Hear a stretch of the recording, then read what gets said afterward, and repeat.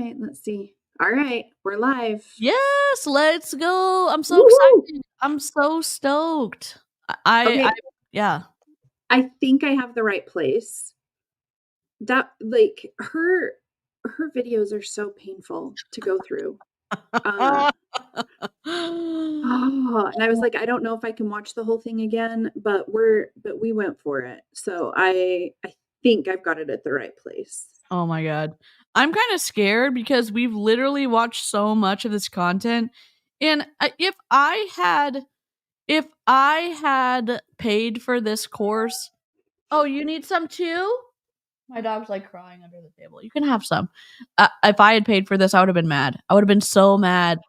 Let's go, everyone in the chat. Welcome to Amy's channel. I'm Yay! the host. We're gonna have a party today, and if you haven't subbed, this is your sign to sub and escape purgatory of top chat. Make sure you're on live chat, okay? Yes. Yeah, looking at this training and so many of the trainings that I've been doing, like when they say that they have fire training, I'm like, I think our ideas might be different of fire training because this isn't bad. This Yeah. is so, and charging people for it, stop it. And she's continuing to do like even more. She's continuing to let people in this group. Like the members have increased like 1 or 200 people. So she's still selling VIPs, and she is upgrading people from the $17 or the $27 one to the $97 one because they're going to get the VIP videos, and then they end up getting the workbook too, which she still hasn't fixed. And there's so many like messages in the Facebook group that my informant sent me screenshots of where everyone's like, just printed out my book in color. You know how expensive that is? Every page has a gray tone to it, and it's just come on. Wild. Yeah, no, between her trainings and then some of the beach body trainings I'm doing right now, it's painful. Yes. Yes. Painful is a great way to say that because holy guacamole, okay? Well, and the funny thing is that like they tell on each other, right? They tell on each other. They'll say, like, oh, people won't know. It's fine. If your coach shouts you out, but it's because you purchased challenge packs under your husband's name, it's fine. Nobody will know. And I'm like, you're encouraging people to just lie. I don't understand. How do you sleep good at night? I don't know. I wouldn't sleep good at night with the recommendation, like, be as sneaky as possible to, like, have a gotcha moment on your recruits. Like, I literally don't understand that. No, I will say, though, I'm really hoping that one of my previous favorite people to snark on is she's starting to recruit more again for body. And I'm like, she's my one that said, if your spouse isn't supportive, just have sex with them. What? Are we in LuLaRoe right now? Like, what are we talking about? And I believe her exact words were, you just need to give it up more and they'll be fine. Wow. What? Oh my it was God. my favorite. It was my favorite. It's like, ma'am, I don't think that's how this works. It's definitely not how it's supposed to work. Like join an MLM and then learn how to put out more to manipulate people that you're supposed to care about unconditionally. Okay. It's awful here. Oh my God. It is. And that's, I think, the thing that people are hopefully realizing. They're all the same. All of them are so interchangeable. You don't even need to know which company they're with. It's gonna sound the same. Whether it's the sales trainings, the tactics, it's the same. Yeah, and it's hard to believe that, you think either your bad experience is only in your company, or even if you had a good experience, how could people not have had a good experience in your company? And that diagram by Stephen Hassan about the cult structure explains it so great, because people who are it just explains the organization so well because obviously if you're at the top, you're having a good experience. Obviously, if you're on the outskirts, maybe you've benefited a little bit, but if you're in the mid to lower tiers, maybe you haven't had a good experience and, Yeah. different for Well, I am such a geek and I really like numbers. And so I'm going through, I have rankings from the body partners from like several different periods throughout the year so far. And watching them fall in everybody. rank is wild. So, like, just I'm looking at one. She was 93. She was ranked 93 in April, and now she's at 185. Oh, yikes. Oh, I also, mean, Alexis sent you a super chat. A super oh, chat. thank you. That's awesome. This is fun. Yeah, and can I just tell you, my kids go back to school in another week and a half. So does this mean So, we're gonna get to stream all day, every day, and have a party? I'm ready yes. for it. I know that your kids love summer, but I love the school year because Snark Oh, Crew, let's go. and my pocketbook doesn't like summer because my kids eat A lot. all day. I'm like, "You don't eat all day when you're at school, so why now?" I don't understand. I don't get it. Oh. Oh But my god. all right, so I'll do my disclaimer, but we're gonna check in really quick on Body. Their stock is at 36 cents. Holy moly, are we gonna have a party when it drops below 25? Because I think Oh, we we should. should. We We should. should. We should, Yes, we we should. absolutely should. Because they're rough, and I listened to the earnings call last week, and, our favorite lady was back. No, oh, She's the one who asks all the good questions? Oh, yeah. she's so smart. I wanna be best friends with her. Carl Deichler must hate her. Oh, Oh man. my god. But do you wanna know what their master plan is? What? Their master plan is that, they have this valuable database of previous customers, of 14 million previous customers, and so No. their goal is now to reactivate them. No! Mhm. Yeah, Like, what? and That's like the '80s called "They Want Your Technique Back." Like, what are you talking about? They didn't wanna stay in, so, like, leave them alone. it's so funny. So, one of our very favorite people, Emma, sent me a message, and she said, "It's like looking for a husband and thinking, 'Let me go through my contacts and text every ex I've ever had. Oh, and every person I went on a miserable first date with.'" Yes! Oh my god, that's so good. Emma's the best. Emma is the best. Oh, Oh she and my I have been having fun Lord, talking. that's Yes, awesome. yes, yes, yes. So, all right. Well, I am going to pop in the disclaimer real quick and we'll get into her training because who knows how long We we'll could talk be today. here all day, We'll and I love it. we'll be here. All right, here we go.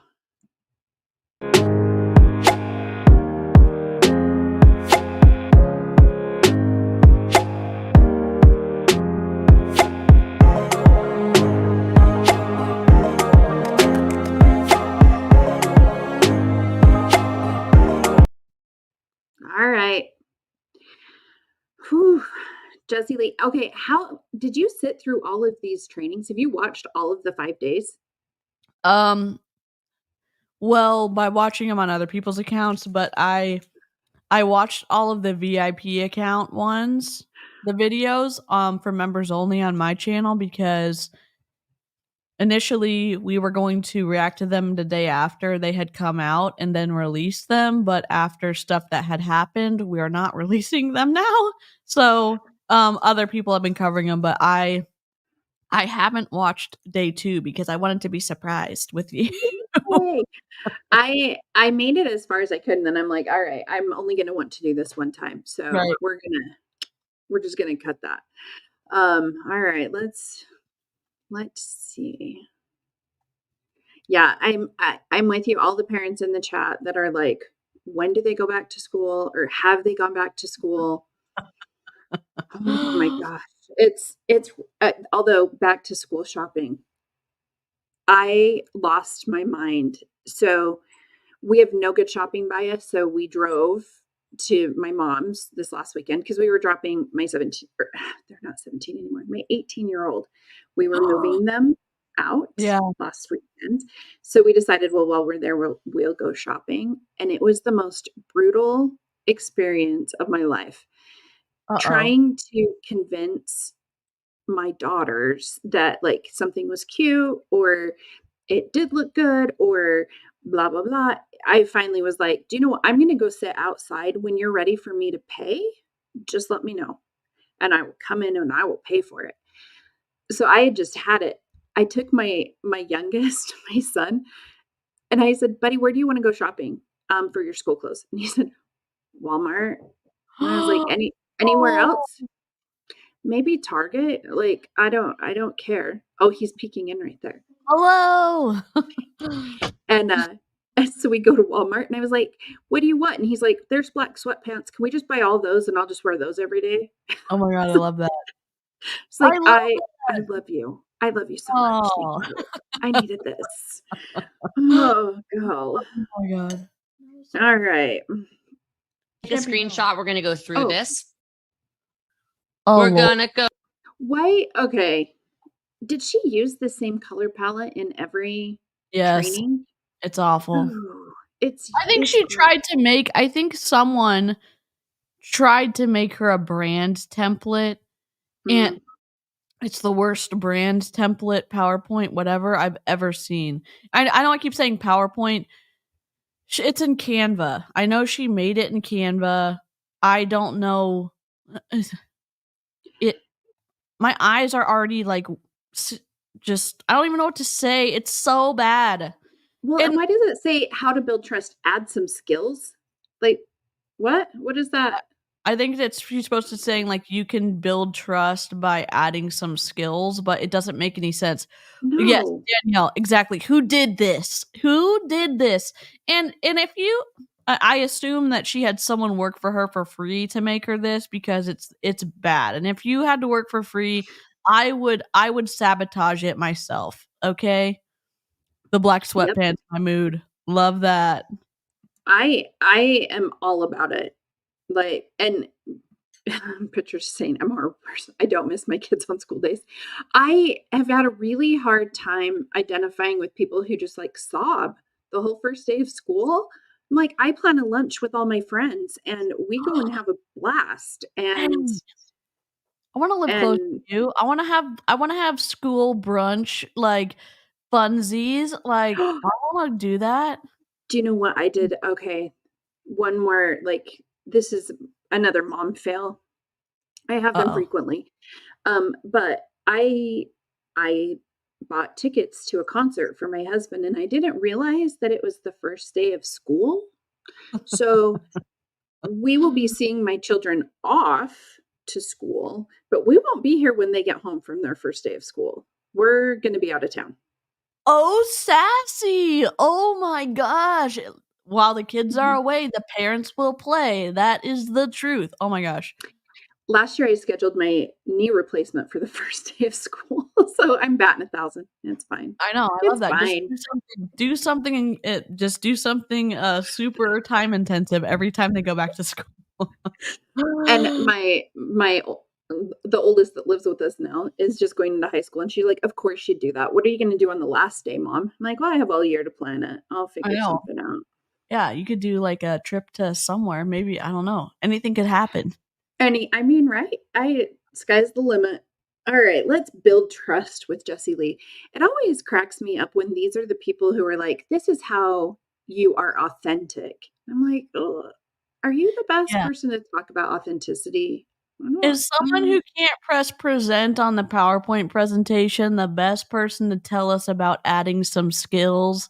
I mean, seriously, I'm not trying to I mean, I am. I'm gonna be a little bit of an asshole. I mean, it's like, this is what you're telling us, like, add some skills? Why don't you add some skills and learn how to make a good PowerPoint presentation? Like, seriously. Well, and especially when you're charging people for this. I think that's the other part. You're Yes. supposed to be a professional. This is a training that somebody paid for. Why in the world are you not spell checking, making it professional? And also, I mean, when you're saying authentic, but you actually are lying within the same like presentation. You're switching your stories. Doesn't Yep. work that way. It doesn't work that way. Yep. All right. Go through this. Okay.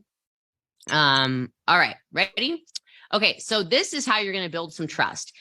Because for me, trust is really everything. I don't want to do business with people that aren't sure about me. I don't want to do business with people that Is also is the building trust the one where you love bomb them, just like Ed Milet taught us how to do in WFG? He was like, you know what I do? I get someone high up to say, hey, can you go say something nice to this person that I'm trying to target? Then I write a letter to the target's family saying how incredible they are. Then I ask this other person to edify them. So like he literally hits them from like 5 different angles with love bombing, and then she's like, your people are going to do business with you who know, like, and trust you, and literally it's all a facade. Oh, absolutely. Well, and here's the thing. I know, and I kind of talked about this in I think it was the video I put up yesterday, because I went from working full time doing human resources. I was running a call center, and then I went from doing that to staying at home. And I missed the recognition. I missed being, feeling like you were valued and Yeah. feeling like you had an output. So when I was on the top 10 boards for my team every week, it felt great to Yeah. have that recognition and that public recognition. Yeah. But yeah, on the back end, I was being recognized publicly, but I wasn't making money. And so those two things also didn't coincide. Like, how can I be one of the most successful on your team, but I'm like breaking even? Yeah. Yep. That also doesn't make sense. Yep. 100%. are like, oh, I don't know about Jessie Lee.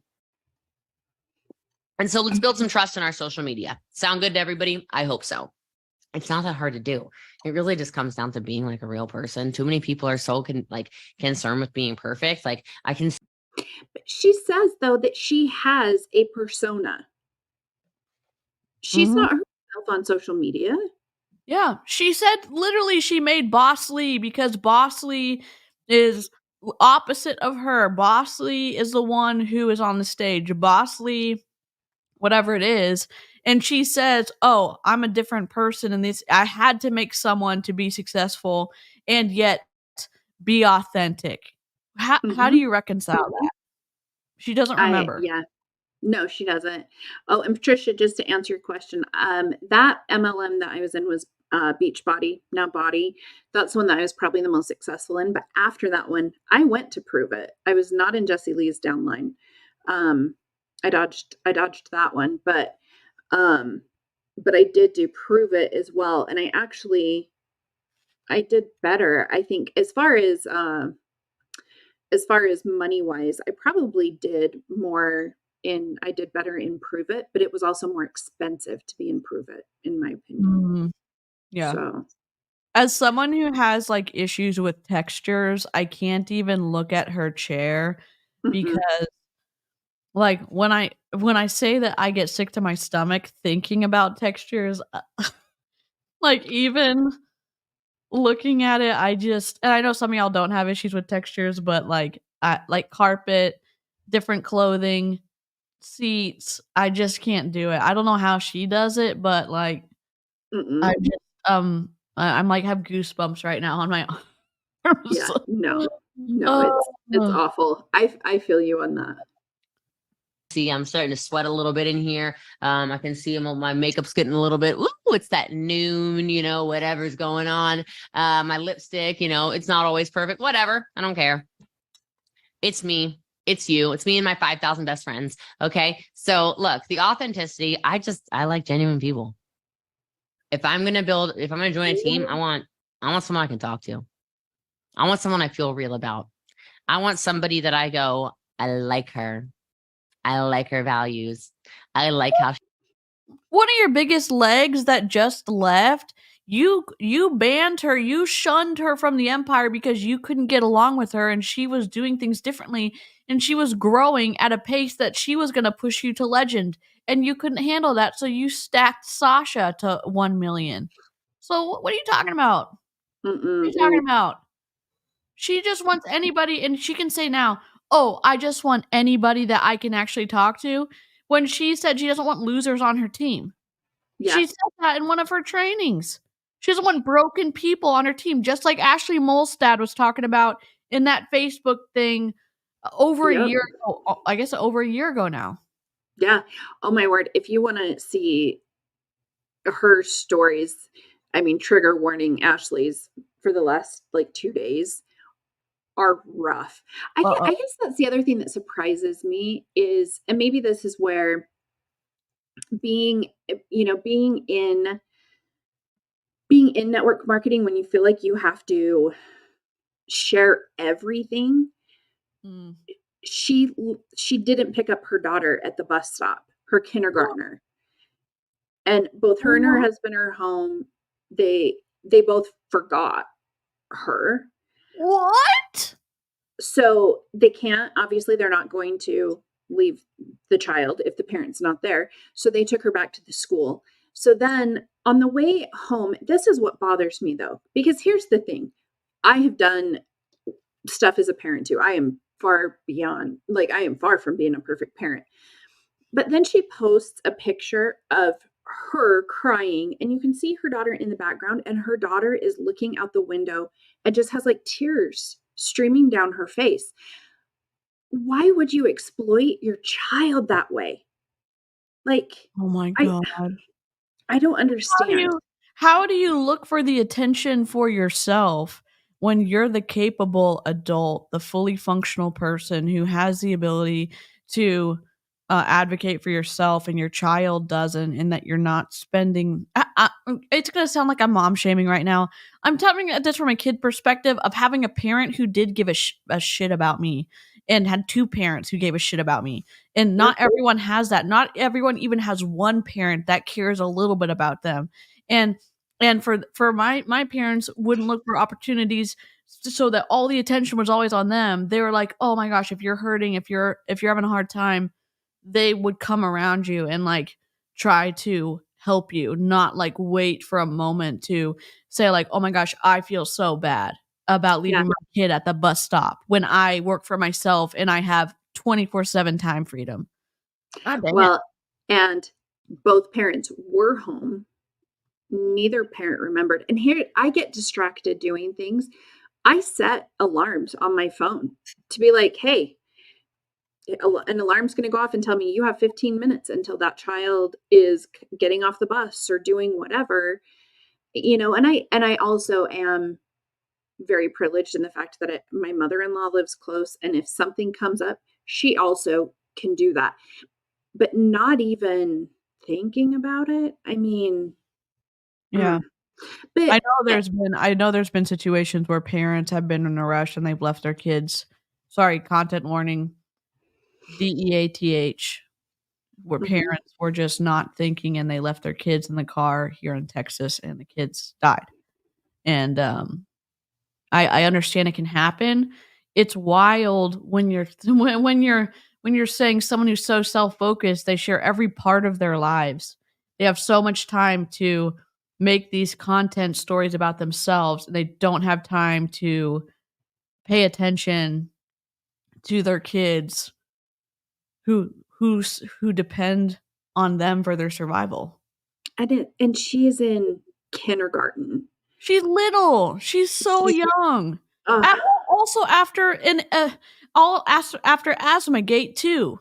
mhm. Y'all don't know what it's fine. We're supposed to be talking about Jessie Lee, but I'm just like I haven't raged against Beachbody in so long, and I'm just Oh like, man. holy crap! And again, her kid, like I feel compassion for her kid because her kid cannot advocate for herself, and how can she even advocate for herself when her parents seem like they are so focused on themselves and not Mhm. focused. That's the way it appears to me. Yeah, It seems it's like. just it's amazing though, when I was in it was, definitely like do every portion of your life because that's your niche, right? So you have to share all of this stuff about your kids.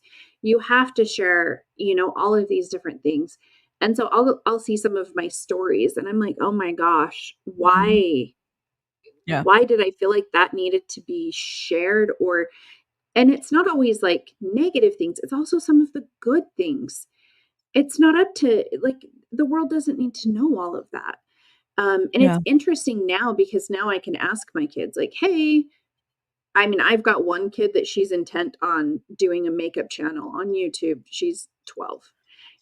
Like she's like, "Yes, put me in your stories. Yes, plaster me everywhere." But my 9-year-old's like, "I don't want to. Don't, Yeah. don't do that." Yeah. Oh, asthma. Someone asked what's Asthmagate. Asthmagate is when Ashley Molstad from Body wouldn't take her daughter to get her the proper medical care, and she wouldn't even give her inhaler, and didn't get an active prescription even for her inhaler. Um, she It was awful. It was awful, and again that you're sharing these things like I don't understand. I don't understand. Oh god, And also, like, when you can't breathe, I have asthma, and when you're a kid and you cannot breathe, it's the scariest thing. Um, it I is can't even imagine. I can't even imagine. And the your kid lack doesn't of understand, like, they're you know what I'm saying? Like, the kid oh, can't even think, like the kid just saying, like, they can't breathe, and it was for days and days and oh my god. yeah, it's it's it's awful. All right, let's go back to another version of awful, Miss Jessie Lee. Um, Lindsay, I don't think she was doing that because Beachbody was going to cure her. It was just that she was busy and she didn't think it was necessary, and Yeah, insurance. Insurance was an issue too. She was talking about how much it cost. yeah, Um, multi-millionaire from Beachbody's worried about mhm, how much filling a effing prescription for her daughter's gonna be when you just yeah, bought a how $1 million home, multi-million-dollar home. Just when you buy whatever you want to for yourself and you can't come up with a few, $20 or even $100 for an inhaler for your child who doesn't understand, and then you're letting her use an expired inhaler that has gone past the zero counter, and so she's just inhaling whatever the rest of the pressurized gas in there is. There's no uh, medicine in it. no, it was, yeah. It's makes me obviously makes us feel some kind of way. We did a we Oof. we did a video on it, but it was hard. It was rough. It is. It's a rough one. I mean, really, like all of our videos need a content warning if they're going to have Ashley in them because Yeah. It it's going to literally get it real. is content warning Ashley Molstad because it could cover and it could be anything. It could be Mhm. anything. Kind of like Jessie Lee Ward, but more. Yeah, yeah. You just, yeah. And when you think you've heard it all, they come up with something new.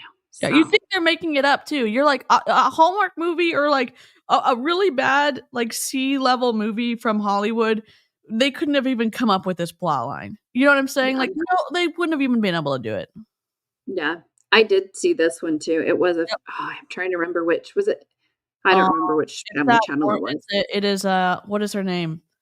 I know who you're talking about. It Dad wasn't found 6 cover passengers, was it? 8 passengers. 8 passengers, something like that. Could have Uh, been that one. I don't remember, but yes. And the teacher had called the mom and said, "Hey, your child does not have a lunch.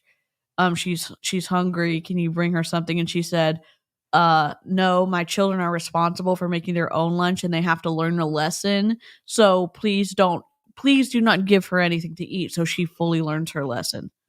The Oh type my of she was a kid. She was just a young, like, kindergarten? Like, I mean, I don't know, and young kid. if you're going to teach them that lesson, teach them that lesson maybe with their homework. They didn't Yes. take their homework. Okay, that may be a good Food should not be lesson, a yes, food should not be a punishment. but yeah, Food should not be food no, no. in my That opinion. doesn't oh, I it was 8 passengers. 8 passengers is all these influencer families, I'm like, "What are you doing?" Especially now that the kids are getting older and can talk. Yes. and tell what's really going on. Yeah, hunger is not a lesson. Yeah. Karina, hey, see, look, Karina is picking her son up from school right now. Yes. Good job, Karina. Yes. What did I just walk into? Oh god. We'll update you later. We'll We're update on a you we're on later. a squirrel trail right now, so Mhm. Mhm. We're just so excited that we get to stream with each other, and I know. we're gonna be able to do it more. Yay. Yes. Two parents. I like how she has friendships like that. I like how she travels on a budget, even though she doesn't have to. I like her. Right. So the authenticity is not a difficult conversation, but for some people, they've For had you. such a hard time hiding behind a computer. For Or you? maybe they told themselves for so many years, oh, I'm not a social media person, that they kind of start to believe it. And that's not true. And one thing I want to say about social media, for those of you that are kind of still on the edge about it, something I think that gave me a lot of freedom around social media is I finally had this realization a couple years ago.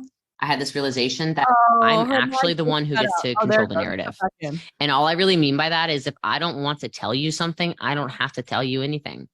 Right. I certainly don't have to defend myself like some people want you to. I not hid my relationship, but I covered his face for many, many months, right? Until the cancer diagnosis. And then when I was like, oh, he's not going anywhere with a stage 4 cancer diagnosis. Yeah.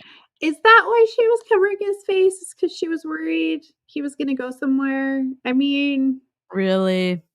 Come on. I don't think that was the reason. I don't But either. but also to say, like, she doesn't have to tell anybody, like, everything. I know more about this woman's sex life than anyone else on the internet. Like, the things that she has said, Yeah. wild. Like, Yeah. ooh. But she's also telling you to be authentic, but you're not showing, like, everything, and you're able to pick and choose who Yeah. you are online. So how is that actually going to be authentic? I don't know, and Like, how does she have the platform or the confidence to say, "Oh, I am the standard. I am the standard of authenticity on the internet," when you're just an oversharer and you have selective authenticity, just like Amy was saying, when you didn't want your boyfriend didn't want to be on socials because he did not tell allegedly. It seems like he did not tell his wife he was actively doing stuff on Bumble. You know what I'm saying? right. Like, and that's the issue too. Like, you're saying, oh, who do you want to join up with? She's always like, look for the best trained team. Like, we're the best trained team in network marketing. Look at me, I'm so authentic. Blah blah blah. Well, look at me, but don't look at me when I'm poking at my boyfriend's wife on social media, making digs at her, or making Yep. claims that his kids are your kids now when he's not even divorced yet from his spouse, or when you're talking about, oh, I'm the best, I'm gonna make the best Jewish household, that whatever, for my boyfriend, when that's a dig at Avi's wife. Like, get out of Yeah. here. Yeah, She is no. TMI beauty school dropout for sure. Is there another boot camp? It's just a never ending boot camp. It was 5 days for the $27 earners. They're payers, 17 early bird special, 27 after.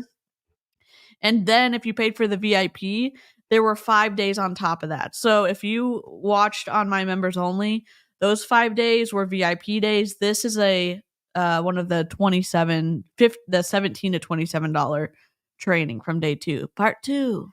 So And the hardest part is that it takes us hours to get through it because deconstructing this and deconstructing just the horrible manipulation that she uses. yeah. Ugh, Yep. yeah. I'll show his face, right? If you're wondering why all of a sudden I decided to kind of change my tune on that, that's why. But I've been super authentic Oh around no, this. I've been no, super no, no. genuine. You lost your shit when anti MLM started saying, like, hey, what he's doing as a Jewish husband to his wife and refusing a get, even though he finally gave it to her. And thank goodness he finally gave it to her after he was refusing for such a long time.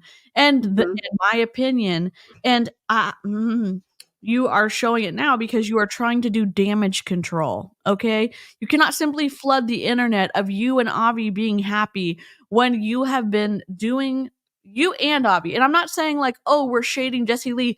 Avi is responsible for his own actions, and also Jessie Lee's responsible for her own actions when she knows that his wife reached out to her and Jessie Lee basically said, "Go kick rocks."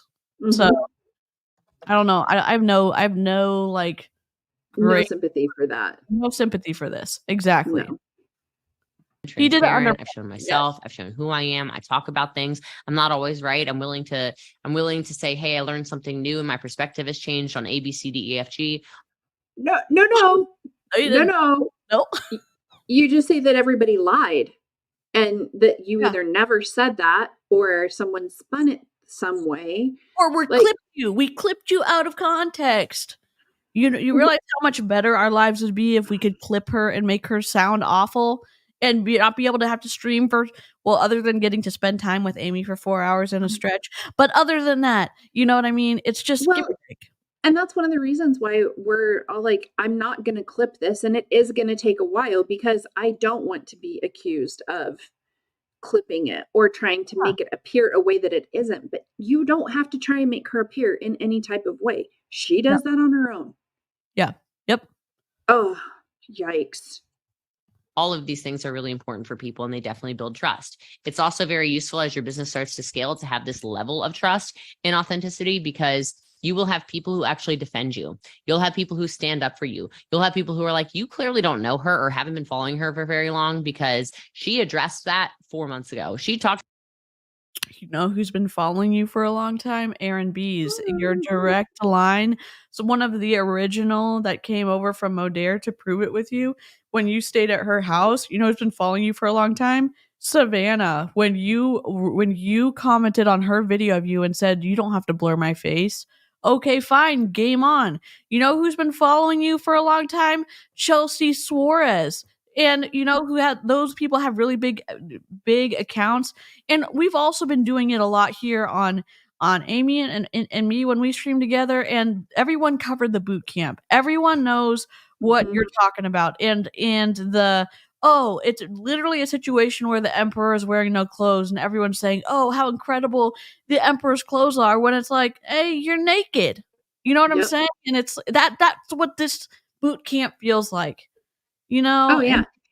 and And it's a personal, I think what someone commented on the last video, and I think it was the best. They said, yes, this is a recruiting boot camp, but it's just recruiting into her program. It is not teaching you how to recruit into yours. yeah, she was Because this being a whole thing, she's just validator. talking about herself. Yep. Yeah, it was a validator for her platinum group. That's my Mhm. conspiracy theory that she did Mhm. this as a funnel to push people into platinum, and she did a day 6 of the $17 training because she didn't meet her goal for recruiting the amount of people into platinum that she wanted. Yep. Conspiracy Absolutely. theory number 1. Yep. Absolutely.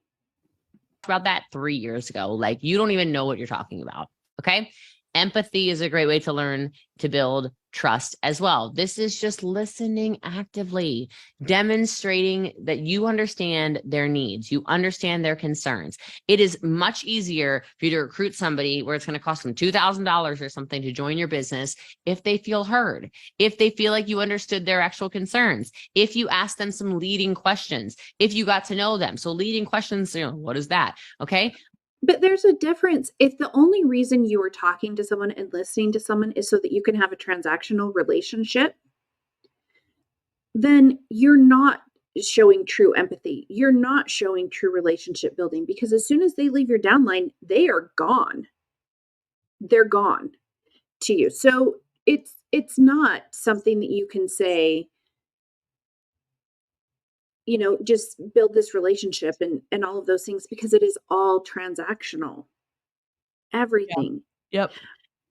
Let's see. Oh, the the emperor is wearing no clothes.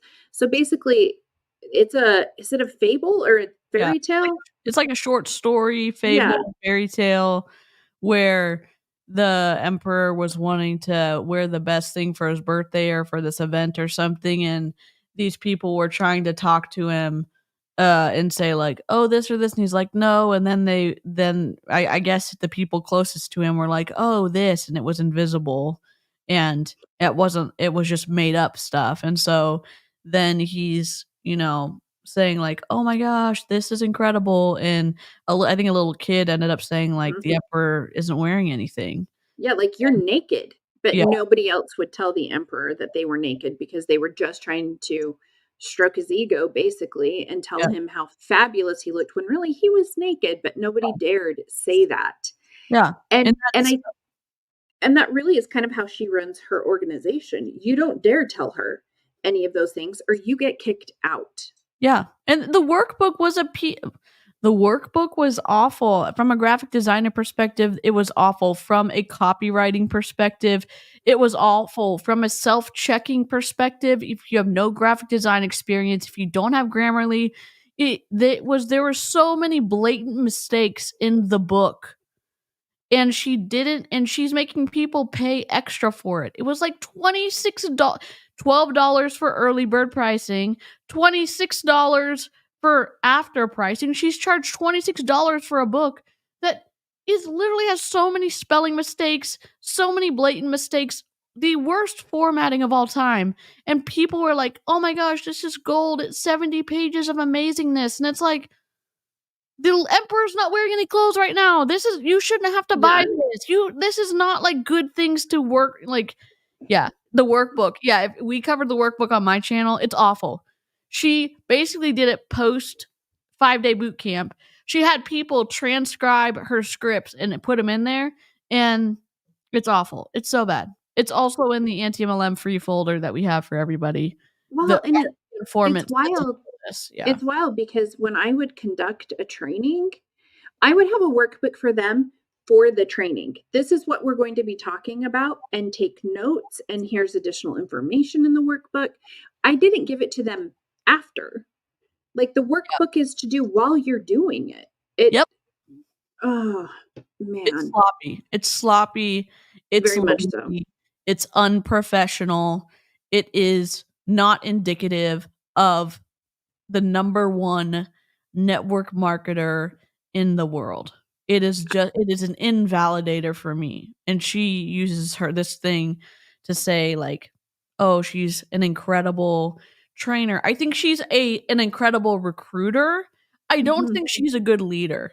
And I think she's had a really hard time translating her recruiting skills, which are okay. 12,000 people in 12 years of being in network marketing. I mean, okay, it's 1,000 people a year. That's whatever, 3.5 people a day or something like that, or 3 or 4 people a day. I don't know. I'm bad at math. So 369. Anyways, so it's like maybe it's 2 something a day. Whatever. I don't think that she is good at training others. I think she's also takes pieces of information or finds talented people and puts them in a position where they feel like they're helping the team out. So she has propped herself up with other people's hard work, in my Yeah. opinion. Well, and it's indicative of one of the big problems to me with all of the MLMs. You get people who are really, I mean, she's not even necessarily good at recruiting. It's sales, right? It's Sure. sales. Yep. She's Yep. super good at sales. Yeah. And you get someone who is really good at sales, and then you just say, "Oh, you're a leader." That's a very different skill set. Just Yeah. because you're good at sales does not mean you are going to be a good mentor or a good leader. Yep. We had that problem all the time. One of the call centers that I was running, we had technical support, and you would be like, "Oh my gosh, this is the best person, and so we're going to promote them to a supervisor." And it was ridiculously horrible because that was not their skill set. They were great at the technical stuff, but could not handle the people side. Yeah. And that's why it's important to have different skills for different positions. Yeah. And in MLM, it's like, "Oh, sweet, you sold the most, so now you get to be a team builder." It's like, Yeah. no, Yep. Nope. no, Nope. no, not how that works." Yeah. Well, talk to me. What are your goals? How long would you like for it to take you to make your money back? How much time do you have to dedicate to this? Because I want to make sure we get your money back. I want to make sure we make you some money. I want to make sure you achieve your goals. This is an amazing business model, and I do feel like you're a perfect fit for it. I would like to know what you're scared of. I would like to know what's making you a little nervous. I'd like to know whatever the information is that you need answered before you make this informed decision. That's empathy. The consistency, look, just deliver on your promises. Do what you say you're going to do. If you say you're going to go live every day for a month, go live every day for a month. If you say you're going to post a reel every single day, post a reel. If you say you're going to train your team every single day or every single week or every single month or whatever it is, do it and then show people. So show people you're delivering on your promises. Have you looked at the Prove It income disclosure for this year? I mean, I've done it a few times. I haven't looked at it recently. I did it when the Ukraine stuff that she said happened. I looked at their code of ethics. I had a long email that I had sent to their compliance department because that upset me and so much what she said in that one video that Ava ended up covering. And so I was like, is this in contradiction with the policies and procedures or the code of ethics? And what she was doing was in violation of that, and they didn't give a flippity flop because she made them a lot of money. oh yeah, they don't care. They absolutely don't care. It's just interesting because she's like, this is such a great business. The income disclosure would say differently. Like, you're not going to help them make their money back so quickly. You're not going to do any of these things. So if you're talking about being authentic, maybe you should be authentic and share what the business is actually doing, because Yeah. it's awful and it's going down rapidly. Yeah.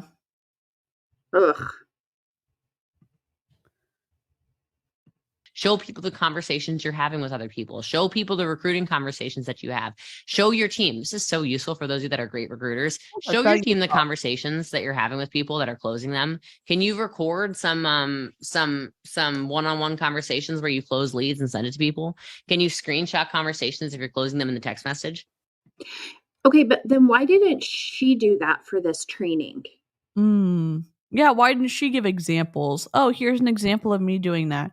Here's an example. She never shows any examples. She didn't take it down. She didn't take any of her stories. She didn't take any of her posts. She didn't, for the different days, we were like, well, if you're talking about social media, why didn't you show an example of the caption you're talking about? Why didn't you show an example of what a story looks like when you're covering an event? Why didn't you show an example of what a call to action looks like? She didn't do anything. She was just like, No. call to action, this advice, no visual aids, no video examples, nothing.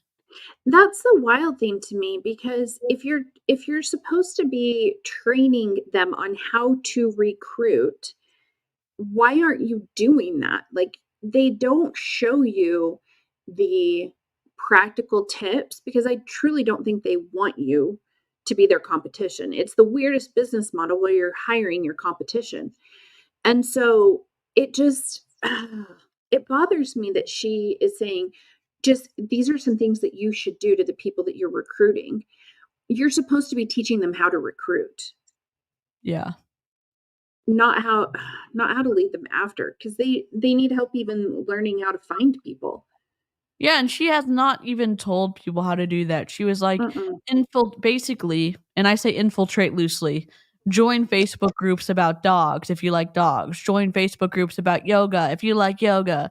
Join your local BNI. Join whatever, and then go network there. That's literally what she said for the past however many years. Oh, if you like keto recipes, join a keto recipe group, and then, provide value and hopefully get them to follow you back, and then start a conversation, and then do ad tag message. Like, we can repeat all of the stuff that she says almost word for word because she said it for such a long time, and it's awful advice. It's Well, awful. and it doesn't even work anymore. Right. These are old tactics that you cannot use. You get kicked out of any group if they see that you are in an MLM and you start doing any type of, I mean, they can see the signs. They know what you're doing, and you get kicked out. You're not allowed to do this because of scammy people like this. You go to a Facebook group hoping to get support in something, and instead you're getting a sales pitch, and people are trying to protect their members from that. Yeah. And so They need to give new things. Yeah, and the problem is she is really growing on social media only. She is quite large at this point, Mm. and I think that it is a situation where people have followed her to see like, hey, what's going on with this Jessie Lee person, or she's done these huge follow trains on TikTok with people where she's paid to be a part of a group and people, mass follow her. She doesn't get the engagement. So, how are you going to teach someone with 10 followers how to get to their first 100 followers? How do you teach them how to do 10x impressions and 7 times engagement? Yep. Like, how are you going to teach them how to do that? How do you teach them how to have core values? How do you teach them how to start growing their social and getting people to come and stay and engage with their posts and their stories? She has Yep. no idea how to do that. Well, honestly, because she hasn't had to do that for so many years. Yeah. Because she's had such a large following.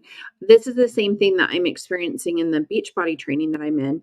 They're not giving you any practical solutions. It's like, well, go to all of your followers and send them a message. Well, what if I only have 100 followers? Yeah. How do I get the followers? And that's the part that they don't teach you. Yeah, and what if your 100 followers are not engaging with you at all? Yeah. No. What if No. they're not? Or what if they're your friends and family? Oh, you're supposed to go and potentially compromise those connections with an MLM pitch? No, I don't think so. I No. don't think so. No, what did they call she called it on the training I did yesterday. She called it her dirt list. So you have your dirt list, which is if you were selling dirt, these people would buy it from you because they love you. Those are the people that you're going to go for. Yep. Yep. Like, well, then they're not going to continue to love you very much. 'Cause that's Yep. awful. Yeah. Oh, Of course you could. Excuse me. You're not boring me. I'm sorry. I'm sleep deprived. Remember, I threw my back out. I'm not sleeping right. You aren't boring me. I swear you're not boring me. All right. But that consistency, right? And then credibility. Can I just say one thing? Y'all notice how Amy's microphone is in the path of her voice when she's talking? It is capturing her voice. The microphone that Jessie Lee has is facing up, and she's talking this way. The type mhm. of microphone that she has, you have to have it a little bit closer. Even if you like turn up the sensitivity, it needs to be around this area. It's a different type of mic than like a Blue Yeti or another type of mic. And so she's like she starts to sound good when she comes in, and then she's like, I'm gonna look at the computer screen and think that, oh my gosh, the sound's gonna be the same. No, that's not how microphones work. And again, it's the lack of knowledge and professionalism. I know. God. Mm. Makes me so mad. That's okay. If you're not leveraging the fact that you're getting trained right now by the number one network marketer in the world, you're being a little crazy. I don't mean that. Is this a joke? Are we getting pranked right now? Like, what is Oh, happening? like, oh, God. To have that level of confidence is something, and to not really have anything to be confident, like, no reason behind it. Yeah, and I still don't most understand people this. most people who have trainings don't say, "You better realize how incredible this is and be appreciative that you paid money and accept the whatever I'm delivering as gold, even if it's poop." You know what I mean? Most Mhm. people, they make a program, they're like, I will determine if it's successful if the people who take the program are able to utilize and get the skills they're needing to grow whatever they're trying to. Most people who do that and have an iota of humility won't say stuff like this, because the proof is in the people taking the course and then being successful with it. We've watched Yep. yesterday, we watched one lady's homework assignment, and that's not going so well. Then we did the day before, the water Barbie, also her stuff, and it's like, what is happening right now? Like, this is not good. No, and they all seem to be escalating, because of how horrible they're doing right now. And I mean, you can just see it in all of the network marketing companies. and the level of desperation is getting real. Yeah. Like a bad way. You're being a little crazy because you would be showcasing that you are learning from number one in the world at something, and that you've invested in yourself so other people could and should invest in you, because you can use examples like everything she teaches us I'm going to be teaching our team. What? Listen, if you're getting taught by Jessie the Award, that's a red flag, okay? From any marketer, it's a red flag. God. Well, and again, to say that you're the number one, but you have absolutely nothing to back that up with, it's just because it's your own personal belief.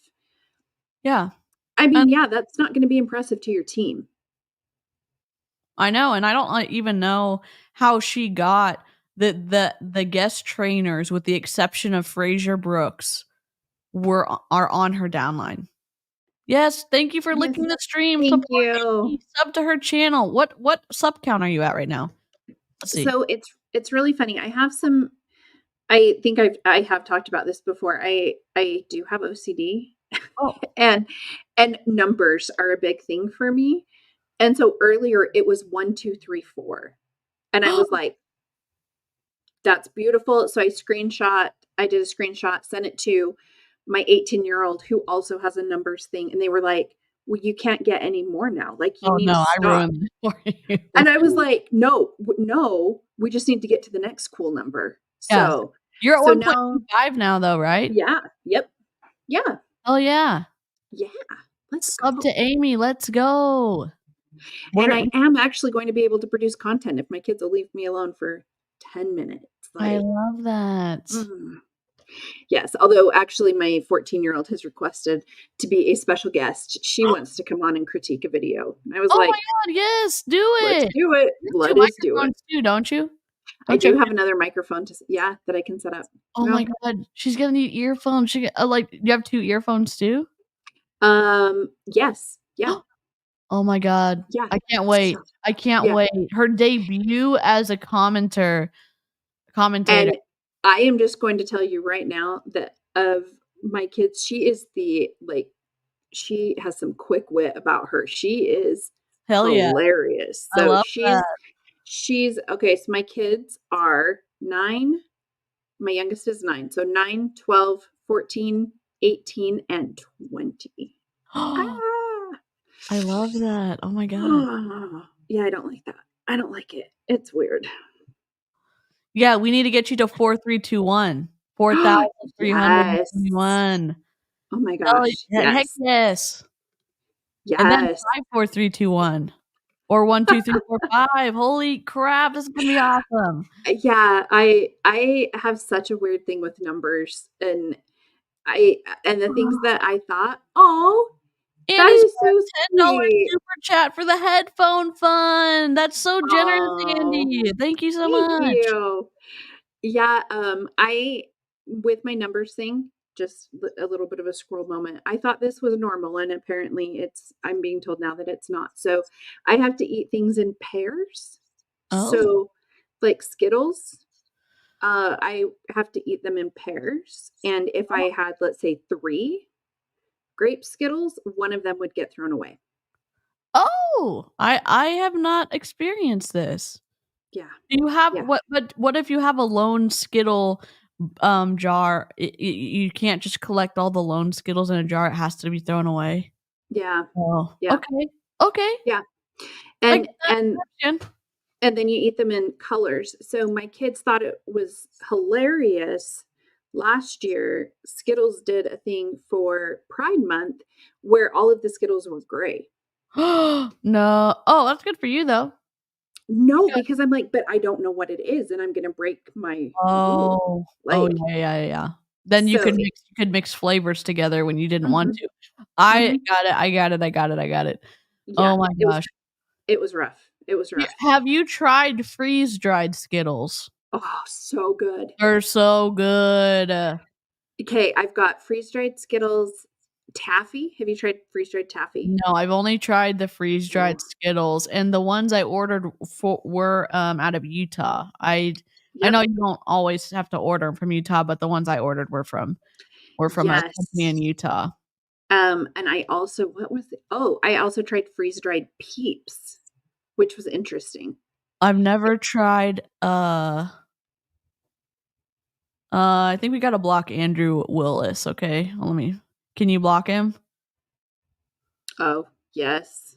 Let me go on my Oh, I think I'm a mod. Am I a mod? Are you a mod? You should be. Okay. Let me go in on my channel. Bye. I got him. Okay. Awesome. Yep.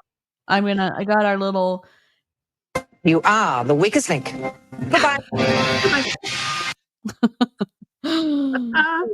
Oh, man. People are ridiculous. Bye, People dude. are ridiculous. Bye. All right. Yes. So freeze-dried everything is so much better. Just saying. Yeah. Oh, It's grapes with Jello mix. Oh my god, I've never done that. Ooh. Okay. All right. That's more. Yeah, I have some pretty interesting quirks that I always thought were normal, and then I discovered no, I actually do have OCD. It's good to know though, so you can It yeah. made so many things make more sense that Yeah. bothered me. Yeah, and it's really funny. My Uh-oh. This dude's coming through again. Oh, maybe it's just a lag. Hold on. I blocked him, but he's blocked. Okay. All is right. he blocked? Yep, he's blocked. Okay. Are you because you're listed as a mod, aren't you? I think so. I just blocked him, so but it just came through on the StreamYard side, so I was just double checking he was blocked because I have the live chat pulled up from your stream as Okay. well. So Okay. Awesome. All right, let's get back into Jessie. It's leverage, right? Oh, I'm part of her platinum program. So everything she teaches me, I take back to our team. That's why we're growing so fast. That's what I used to do with Still not only here? Tony, but wherever Eric and all them are. I used to go to their events, right? I've talked about this a couple times in here already. I go to their events and I would leverage that, right? I'd leverage the relationship. It built credibility. In this photo, by the way, it's one of my favorite memories. I just want to share it with you. So I had been in the front row. I was VIP. Like, I don't know, $10,000, $12,000 ticket or something for this event. So I'm in the front row here. He does this. Oh, I spend so much money and then I'm going to plagiarize what I was taught and give it to you. Get out of here. We don't care how much the ticket was. Tony Robbins is problematic in so many different ways. And it's not a flex to pay for a meet and greet. I know. Like, it's not like you got a picture with him because you're friends or besties. No, you purchased that. You purchased that picture. That's it. Yeah. She's paying for proximity and she's doing the same thing for the people in her group in Platinum. Oh, we're going to have meet and greets. You can do this. It's only $30,000 a year. Like, she's paying $30,000 an hour to get coaching from Ed Milet. Like, give me a break. I mean, and that's the thing. She's name dropping and she's purchasing every relationship, it seems, that she is proud of is actually one that she has purchased. Yeah. It's sad. It is. It's so sad. It is so sad. I mean, and I get it. Like, I do not make friends easily. I think that people only want to be around me if I can do something for them. And it's like when I see like the fear that people have leaving their MLM, leaving a high control group, I get it because it's like, well, where they say, well, oh, you shouldn't have to pay for friends. Well, yes, and it's like if you don't feel like you have anything to come and like be friends with people over, like it's scary. Like, how do you say like, hey, do you want to go get coffee? Or hey, do you want to hang out? Or hey, I'm an adult and I have a hard time making friends. Do you have any room for new friends in your life? Like, that's so weird to say. That's weird for me to say, but it's like that's the truth. Like, hey, if you have any room in your life for a new friend, I don't make friends easily. I'm a little bit quirky, but I don't have bad intentions. Do you want to be friends? You know, it's just like I don't know how to say it. I don't know. And like I'm friends with Amy now, but it happened organically in a sense. But yeah, absolutely. Yeah. And it's interesting that the people that you're closest to, when you have to purchase them, it's amazing how quickly they leave you. Yes. When you can no longer benefit them. Yeah. And that's when, like, for me, I know it crushed me when I lost all of the people that I was friends with from my MLM. Yeah. It was so awful, and I was like, "Wait, I thought we were friends." See, we're the cool club here. I'm just saying, we really are. Yes. Oh, man. Oh my god. Yeah, this is such a better place to be. Yeah, and it is sad, like, you spend so much time with these people that you are, paying into their volume and you think that you're close, and then it's like it just guts you in such a Mhm. very personal way because when you are like, "Hey, I don't think that I can be a part of this anymore," and you try to be nice about it, and then you end up getting gaslit and no one ever reaches out again, and it's like, all that time you spent in, you do feel sad about it, and I do Mhm. understand when people stay in because of the sunk cost fallacy, but it's not just money, it's time that you think that you're building a friendship and realizing that it wasn't a friendship. It wasn't a true Yeah. friendship. Yep, absolutely. Yeah. Absolutely. Oh, and floofs. Yeah, if we I don't dare let my floofs in my bedroom because my floof is a wrecking ball. Yeah. But maybe I'll need to get some pictures of my floof to put up, so I because know. we all like the same things. We We do. like floofs, we like, Delicious. neurodivergence, we Yeah. rock. Yeah, we like delicious things to eat and to drink. We love Santa. We love Yes. yeah, like, I don't know. I'm Debunk gonna I'm MLM. gonna have to have Santa do some more content this year. It could be I know y'all are so busy at Christmas time, but can you imagine, like, Santa debunks MLM series, like, one a He's week so before good. Christmas? Like, you know what I mean? Like, that would be so cool. All right, all right. I'm gonna have to work on that one. Yes. We'll work on that. Start now with the requests, and then maybe Mhm, by Christmas, it'll be a yes. mhm. Yep, It doesn't even look like me, right? People are like, what did she change? I don't know. everything. I grew up. You changed everything. She does not look the same I anymore. know. She lost a lot of weight, she has a Yep, different haircut, she got her eyebrows microbladed, she has yep.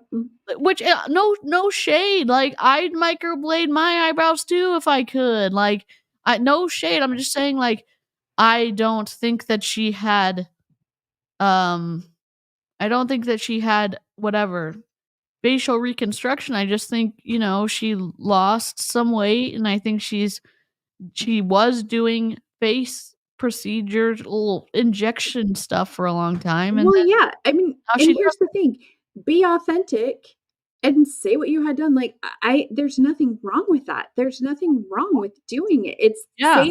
trying to gaslight people and to be like, "I don't know what you're talking about, I've never done that." Like, Used to stream from the esthetician's office and talk about it, like, give me a break. I think Chelsea or someone sent Chelsea a video a screenshot of her microblade artist showing Jessie Lee Ward's eyebrows before and after. oh So, my I god, mean, come on, like, give me a break. that's hilarious. So I did microblading, Yeah? um, and there are some people that it, like, doesn't take. So I had it done twice, wouldn't take, it Nothing? just faded right away, and that is one painful procedure to have it not take. I'm Oh like, my I god. yeah, yeah. So, Holy just moly. saying, just saying. But it's I don't understand the stigma of saying, "Yes, I did this," and that's fine. Like, but to have the lie about it, that's what I don't get. Yeah. Just just own it. Like, there's nothing wrong with it. If that's what you wanna do, I do know it. she used to clench her jaw too. I think that she had Botox to release it, so that's why her jaw looks more like less like clenchy, which is Mhm. fine. Like no big deal. Like if Yep. you can use Botox for medical stuff, like jaw, like teeth clenching is so painful, and or migraines too. Like I'm saying that there are scientific, logical explanations for the change of her face and that's Mhm. fine, we're not like, her face has nothing to do with her ethical behavior in multi-level marketing. Yeah. Lying about things and gaslighting people does have something to do with what she already does in multi-level marketing and how she makes people feel small and that they are not in their right minds. And we can see that behavior with how she addresses people with her face stuff. That is Yep. commonality, in my opinion. Absolutely. Absolutely. Anyway, so in this photo, Tony, who's very tall, I went backstage to have this photo taken, and he leans down and he kisses the top of my head. And he said, "You have the most amazing energy. I have been watching you the entire event. I was connected to you the whole time." And I went back and I told everyone. He says that to everyone. Right? Oh my God. Because he knows that you just paid a lot of money to get this one picture with him. And from what I've heard, he would say that to, I don't think he has a problem like kissing the heads of any of the girls that would come up to him. I know. Creepy. Stop. Yeah, like no thank you. There's a clip of the I Love Lucy actress, whatever, I forgot what her name was, but the main lady, Lucille Ball, and she's older, and there's a guy who's interviewing people in the crowd, and she keeps telling him like, step away from the guest and stop touching her on her back. She said it to him to every time, and I'm like, oh my God, do you know how many times like guys take the I don't know, the assumption that that people want to be touched when they don't. And she did that every time, and I'm like, what a boss. What a boss of her to like be like that and to make that stand, like, so, you know, when it wasn't really the thing to do, because it's, you know, yes, that's amazing. Yes. Team that immediately. A, it was true, but B, I was like, that's definitely going to give our team some credibility, because I have a photo with Tony. Tony's complimented me. He's remembering me. I'm standing out. I'm going to showcase that.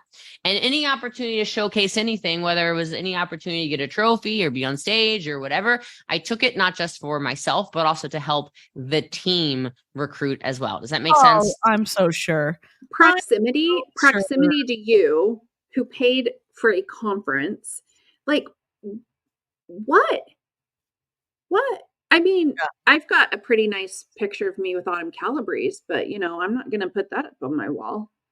Yeah, we may make it a countdown on a live stream for a future date. I'm sure she'd love that.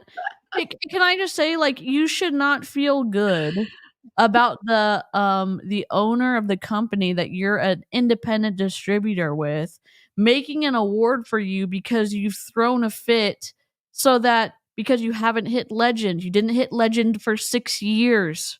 No biggie. Legend's a big goal of a bunch of people being in your downline, making financial sacrifices so you get to live a luxurious lifestyle. I mean, I just don't do like the way that she says that she's doing something when she can just talk. She can talk people into buying stuff and prove it. Like, give me a break. Yeah, I'm hoping proximity to DeeCee gives me technical skills, and it may only be good for technical difficulties, because I do know those are contagious. Eloise is doing great on her live streams. You're doing great on your live streams. So that is hilarious. Okay, unidentified utopian. I will look at it after the stream for sure. All right, I think so. All right. And building trust is not the cold messages. Building trust is not the random scripts that people send to people. It's taking the time to actually approach each person as an individual. It's taking the time to address their goals, their needs, their wants, their concerns. It's saying, I understand how you feel, because I felt the same way. And what I found is feel felt found. Give me a break. It. 20 years ago. Give me a break. Feel found. I'm gonna charge for this. Stop it. God. Well, and doesn't she has scripts? Every person in MLM has a script. Every person in MLM has an onboarding process too. Like, she's saying, like, I know I sound like a hater. I'm a gremlin with a conscience. I'm a little bit grumpy. I've got a lot of opinions, because when you hear someone dupe people out of $160,000+ for a 5-day recruiting boot camp that doesn't deliver on anything meaningful or new or valuable, I get mad, because guess what? People are giving you their hard-earned money and they're not getting anything meaningful in return. I don't. No. Ugh. No. And the feel felt found that no. That went out a long time ago. Yeah.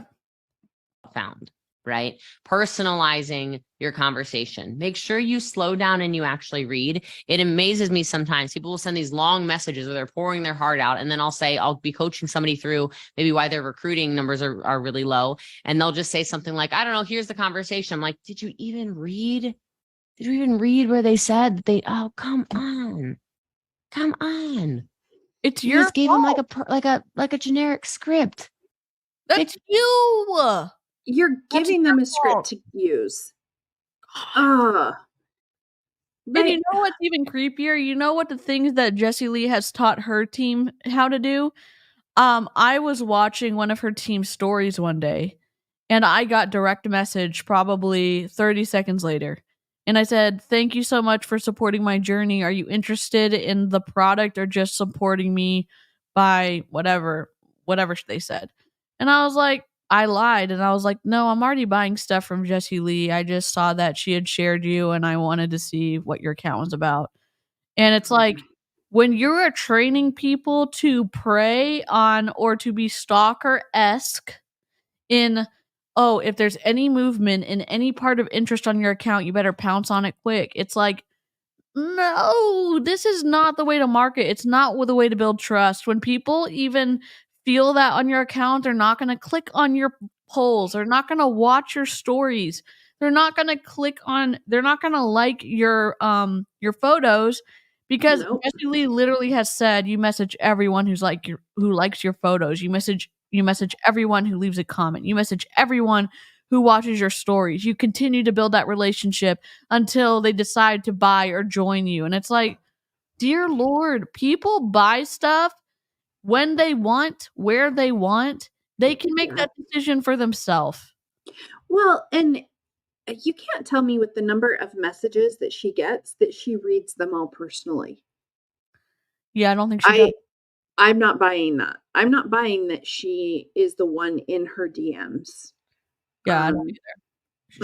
She has said that she has an assistant helping her with TikTok, but she also let it drop in this week of training that people know when to tell her when messages have to be answered by her only because she has this app that she trained on in this group, and I don't know if it was VIP or not. Maybe it was just regular training where she has automated responses that she has given to her virtual assistants to have access to be able to respond in something that sounds like her voice or recorded video or recorded audio messages that she can send to people that are generic. Oh, man. It's twisty. Oh, yikes. The time to know people. You'll recruit them a lot faster and you might really like them and build relationships too. All right. And then make sure you're following up. Of course, the fortunes in the follow-up, but also the relationships in the follow-up. People love people that take the time to get to know them. Right? In the follow-up, Ed Milet. She is just regurgitating anything that she has read or seen. Yeah. And I mean, and I don't discount that she's made a lot of money off of the financial sacrifices of people in her downline. And I keep wanting to say that until hopefully one of her people like watches something all the way through. I know it was hard for me when I was first even thinking about getting out of MLM. I bristled against people saying I was in a cult. I bristled against people talking about something that I was like invested in. And I was like, okay, well, they're talking about Beachbody. Well, it's not Young Living. Okay, they're talking about Prove It. Well, it's not Young Living. Oh, they're talking about this, but it's not Young Living. And then it's like you start seeing the stuff about Young Living, and then you're like, oh, maybe. But you can't watch it at first because it's like, oh, they're going against something I'm doing, so they must hate me. I don't hate Jessie Lee. I don't like her behavior. It makes me feel angry, or I feel angry when I see someone taking money from others and they're losing because of that sacrifice. And that is, it makes me mad. Does her look at her Bumble account? Oh shit. Sorry. She paid for a year in advance.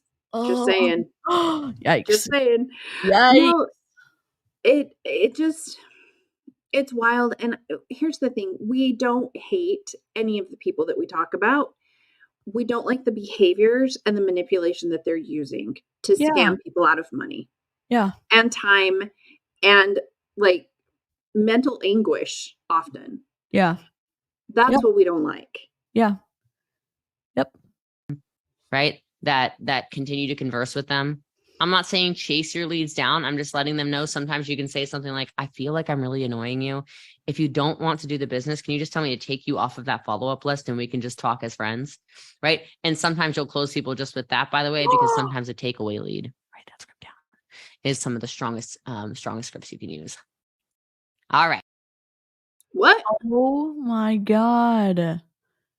Oh, pretend to be genuine and you might close people because in being genuine, someone's going to say yes to you. This is so slimy. It is. Oh man. Jessie Lee, behavioral hater. Love that, Brian. Yep. That's a perfect way to say it. Inez, hello. Good morning. Oh man, I think it's nap time for me. Taken directly from Ray Higdon coaches to take away the opportunity to. Yep. Y'all, if you Let's don't keep follow Heather, definitely give her a follow. She covers the coaches in the industry of MLM. She also covers MLM people too, but she has a very unique perspective, and the people she covers you don't really see on other channels. She covers Fraser Brooks, which is Jessie Lee's bestie or one of her besties, and Ray and Amway a lot. So yeah, definitely Heather's a great follow, and so is Eloise, our pharmacist. Our pharmacist. Yeah, Heather and I are gonna need to get together because I've got some good coaches trainings that I need to get out there. So, and it's funny, the I think it was Heather, she commented, "Hey Amy," on one of my videos, and it asked me if I wanted to translate it to English. I was like, Oh my God. Maybe. I don't know what that is. Get off of this slide. Her slides are so bad. Yeah. You can't even read it. Da, da, da, No. da, da, da, da. And why have it if she Why is it doesn't not? even reference it? She doesn't even leave them up. I don't Yeah. understand. Okay. I don't know why the screen's not switching. So hold on a second. Hey, I was doing so good with my technology. Were you? What incarnations? All right. Well, I don't know what that's about. Okay. Anyway, I'm back. Here we go. All right. Share the screen. Here we go.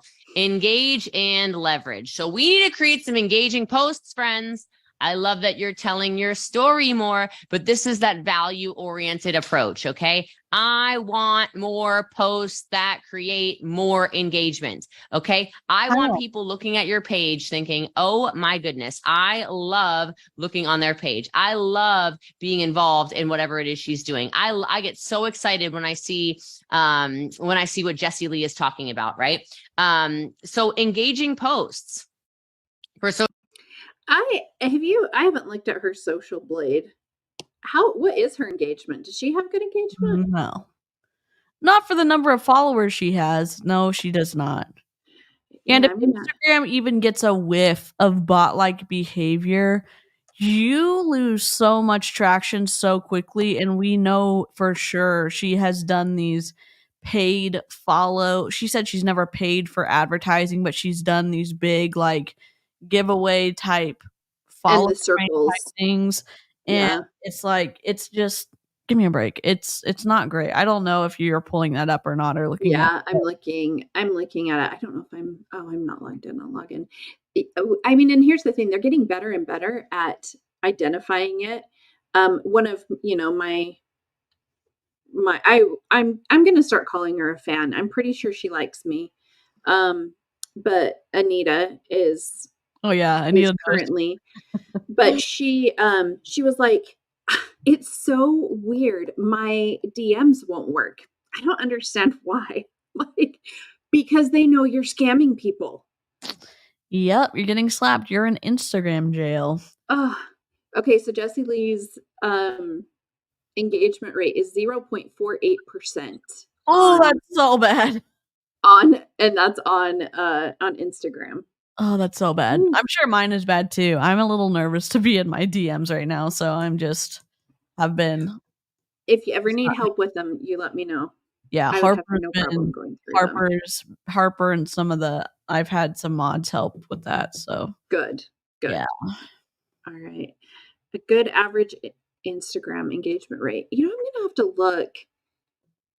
Honest. It's not below 1% though, I will I will Mm-mm. and you can tell though, like, if you look at the comments and I guess I should be doing this, but, like, it's tough sometimes when you give out a lot of emotional energy to do an MLM stream or something, and then it's like, you gotta kinda take a deep breath and recover, and it's just sometimes hard to go back and give more out in the comments, so sometimes it takes me several days to go back, Mhm.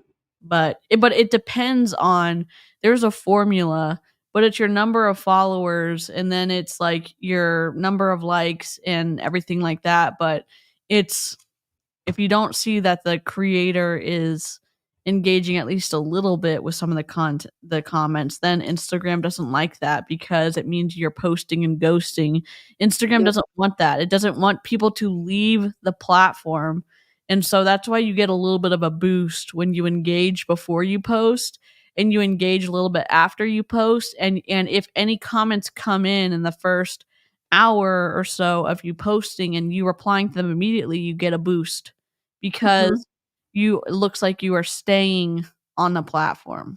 So, Yeah, I was gonna say it's really hard because she has on Instagram 331,384 followers, so it is a little bit more difficult because her average likes are less than 1,500 and her average comments are around 118. That's pretty dang low. yeah. Um, but that's one of the reasons that a lot of brands now are going to like the micro influencers because Yep. they do have better engagement and they do build a little bit more of the things she's talking about, the trust and those Yeah. type of things. Yeah, and Yeah. and there are big influencers who have good, numbers, they've got good impressions, they've got good engagement, they've got good reach. One example would be, Daryl Ann Denner. She has, I think, 1.4, 1.5 million. I don't know. She has a lot of followers. She's in the millions, and she responds to people in the comments and stuff. She gets a lot of likes. She gets a lot of views on everything that they're doing, and it's like, and I'm not saying she's a perfect influencer. I'm saying that if you're looking for someone who has a large following and it has a really good like numbers for their reels and stuff, like that's a good person to look at. So, Yeah. Oh, DC. Hey, my engagement rate is currently 3.19%. oh hell yeah. So Love I'm that. just saying I gotta keep that, but I it love it that. also though I don't know if this is like I get super anxious sometimes with like, oh my gosh, I have to respond right away. So I've had to actually like practice on like pulling back because I will get so into it that I'm always checking. Yep. Um, and Yep. that's part of what I fell into with my MLM. And Yep. so it's just really hard. It's hard to find a balance. Yeah. And it's hard to unlearn stuff too Mhm.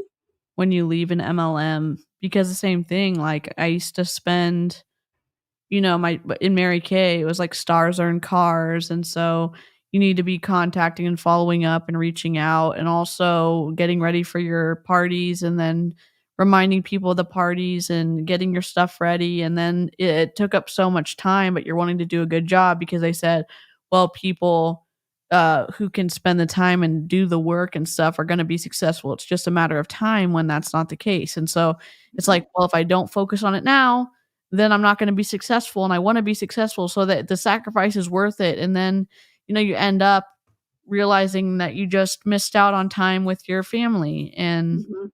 and anyone could always say like, "Oh, well you just weren't successful."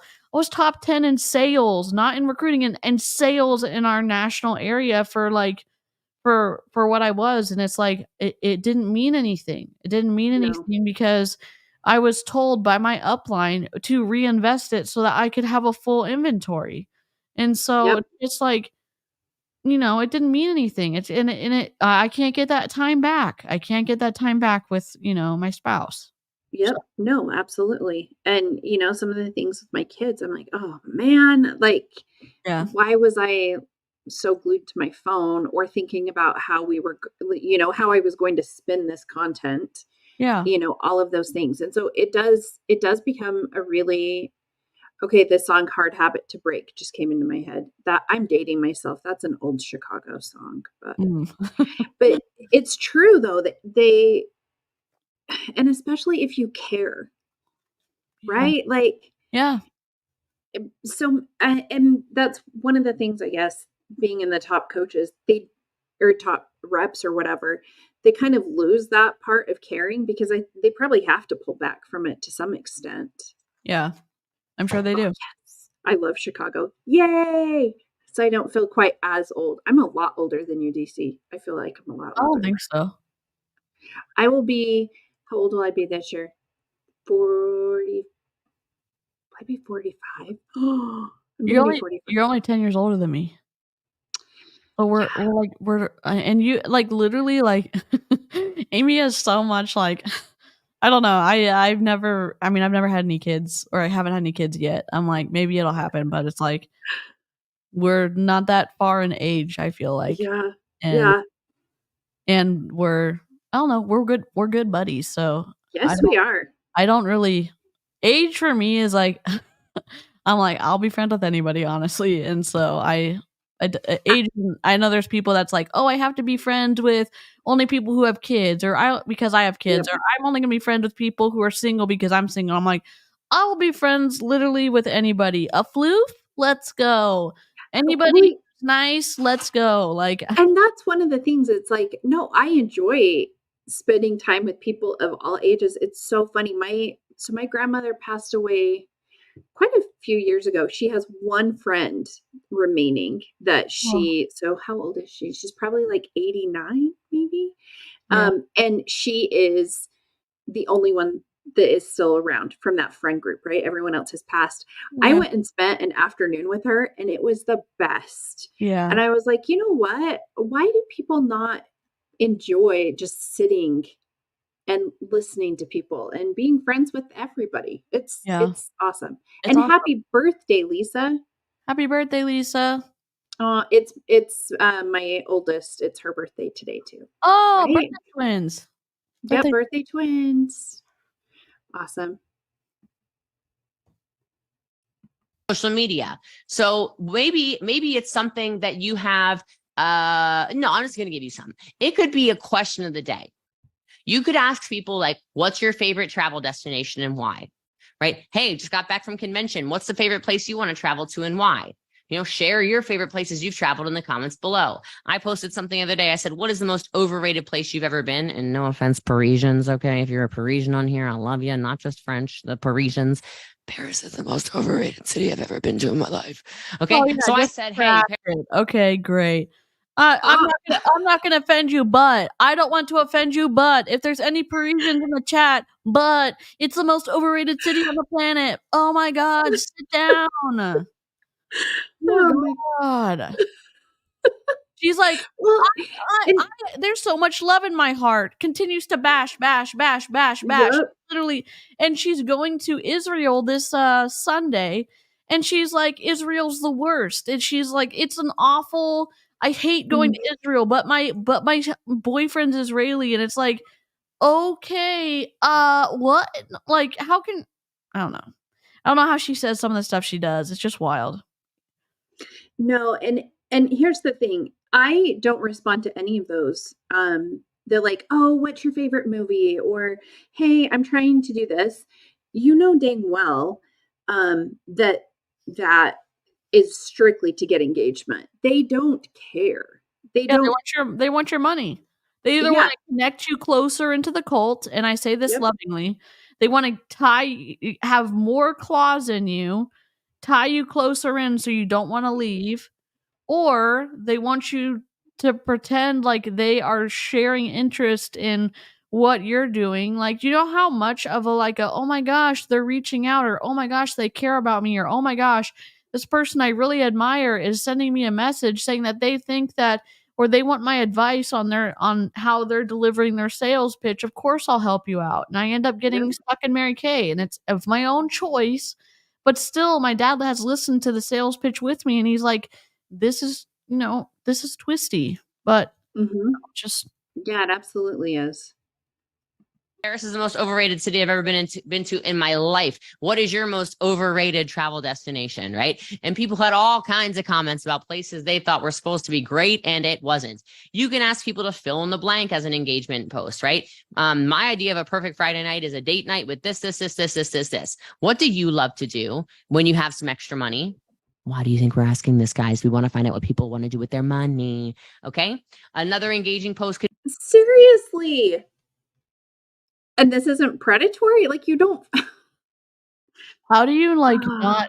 I honestly don't think that she thought that someone inside the group was going to send all of this content out. And no, if you're wondering, this content was directly downloaded from the Facebook group and sent to Anti-MLM from an informant inside the... I don't think she thought that people were going to send it out, because the way that she's talking is so calculated, strategic, twisty. Like, she's pulling the curtain behind the stuff that she does.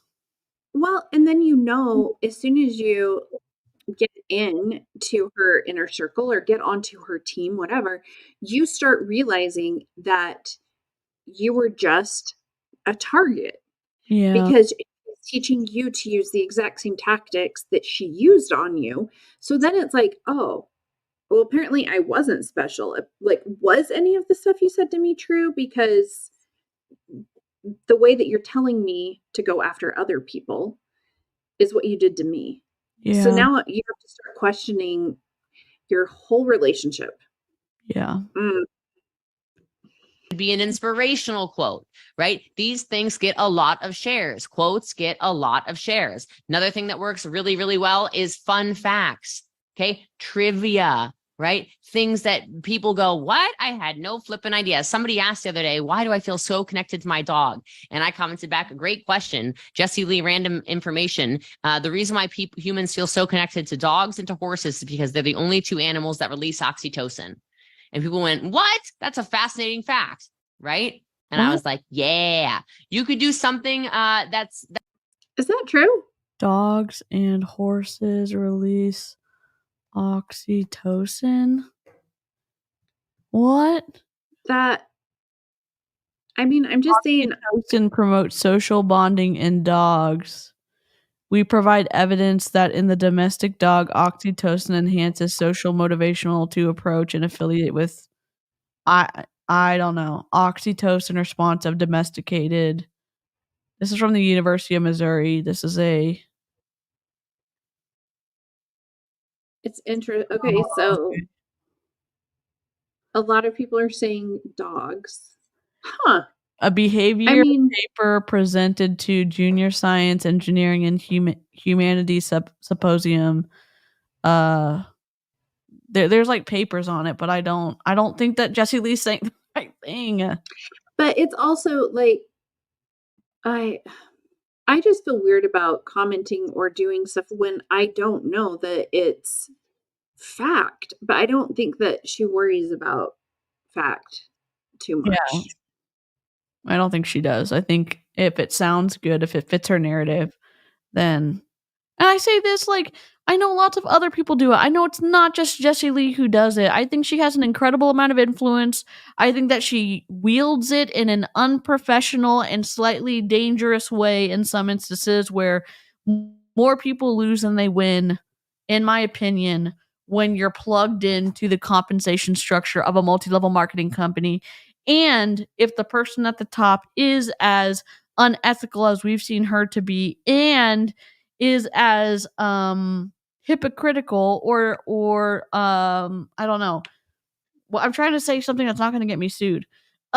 Just as Jessie Lee portrays herself to be online, you can expect to have a certain kind of experience when you're a part of her team, and you can see it here.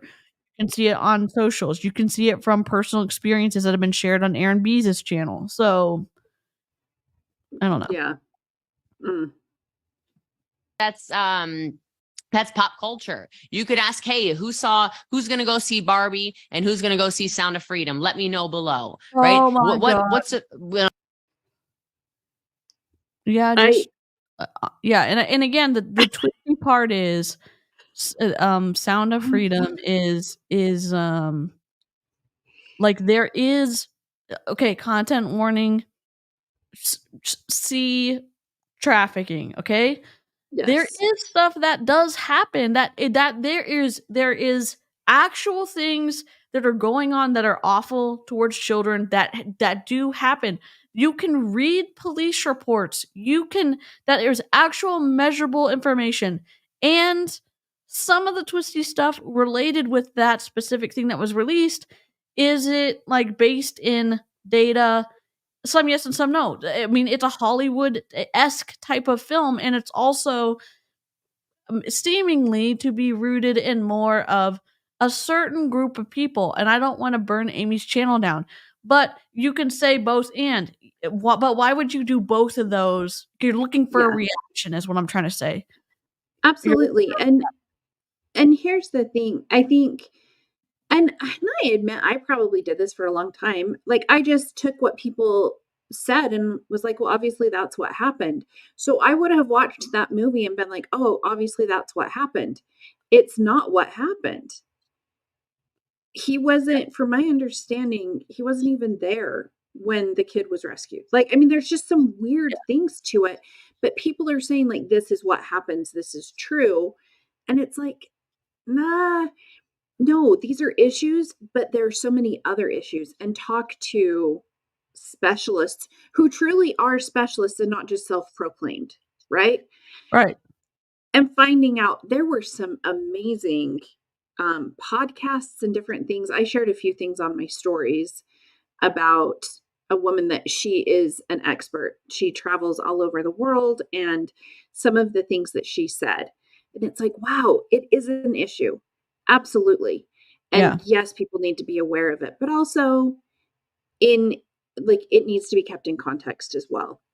Yeah, So, and not to burn Amy's channel down. So if this is it's tough when it's complicated like this, in my opinion, because it's not one side of the pendulum and the other. It's not saying like if we disagree about the correctness of this movie that we are saying that it doesn't happen. It's more yeah, of like this. You know what I'm yeah, saying?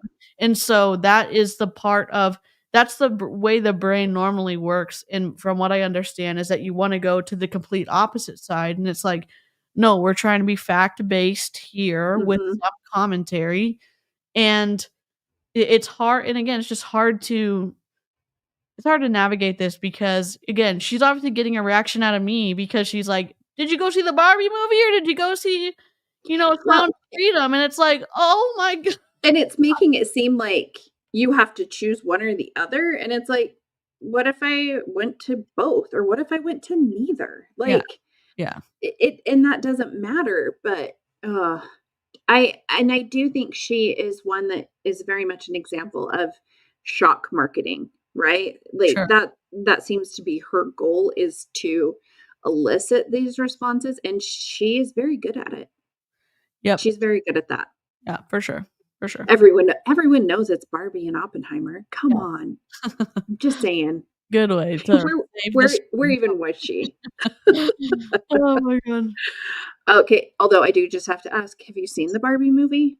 I have not yet. I can't really leave the house for long periods of time, so I Yeah. am, because of my stomach and stuff, and so I haven't gone out, like, we try to do my long journeys are either to the doctor's office downtown and back, and so I haven't seen it yet, but I hopefully, if it comes out on streaming eventually, that I'll be able to see it. Oh, man. Alright, I may have seen it 4 times in the first week I because I had to take each daughter individually because they didn't want to have to go with the other daughter. So, Oh, okay. So, you know, did you like it? Did you like it? I absolutely loved it, and it was funny Awesome. because It was one that I was like, I have zero desire to see this. Yeah. And then I went and I was like, I did not expect to have such strong emotional response to Barbie. Like it Mhm. was, but it was really good. Yeah, my girls are I don't know if I can ever even say that they're the best of friends, but worst of enemies is definitely frequently having daughters in like a really close time frame. Like, I mean, they're 2 years apart, but whew, Yeah. oof, very different personalities. So, yeah.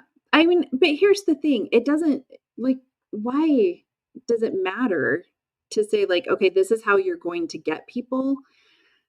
That has nothing to do with anything that you're doing. I just don't understand. Yeah, she just wants the engagement. Again, it's Mhm. like throwing again, like someone said in the live stream a few maybe a few days ago, it's like throwing a 3-mile wide net and pulling it in and hoping that you're gonna catch something, and if it's trash or if it's a fish, you don't care. Yep. And so, it's she is saying that because all of her business depends upon preying on interest, she says this is going to cause the biggest uproar, so post about those things. Yep. Liking, saying it's the shock marketing, and it Mhm. is like doing marketing not with a sledgehammer, but you know in those cartoons with those big, like, balls where they would, like, swing it and it would take down buildings? That's the Mhm. type of marketing she's doing. Yep, Maybe yeah, absolutely. so, yeah. Absolutely. Another one. What Netflix show are you watching right now? Do you have time to watch extra TV? Hey, what books are, and then you can be on brand, right? What books are you reading? I just have to acknowledge Lisa's saying that she had 4 girls under 5. Ooh, ooh. I don't know if I could handle the teenage years for that one. Ooh. Like, it's rough, and Lisa, I'm proud of you for making it through that.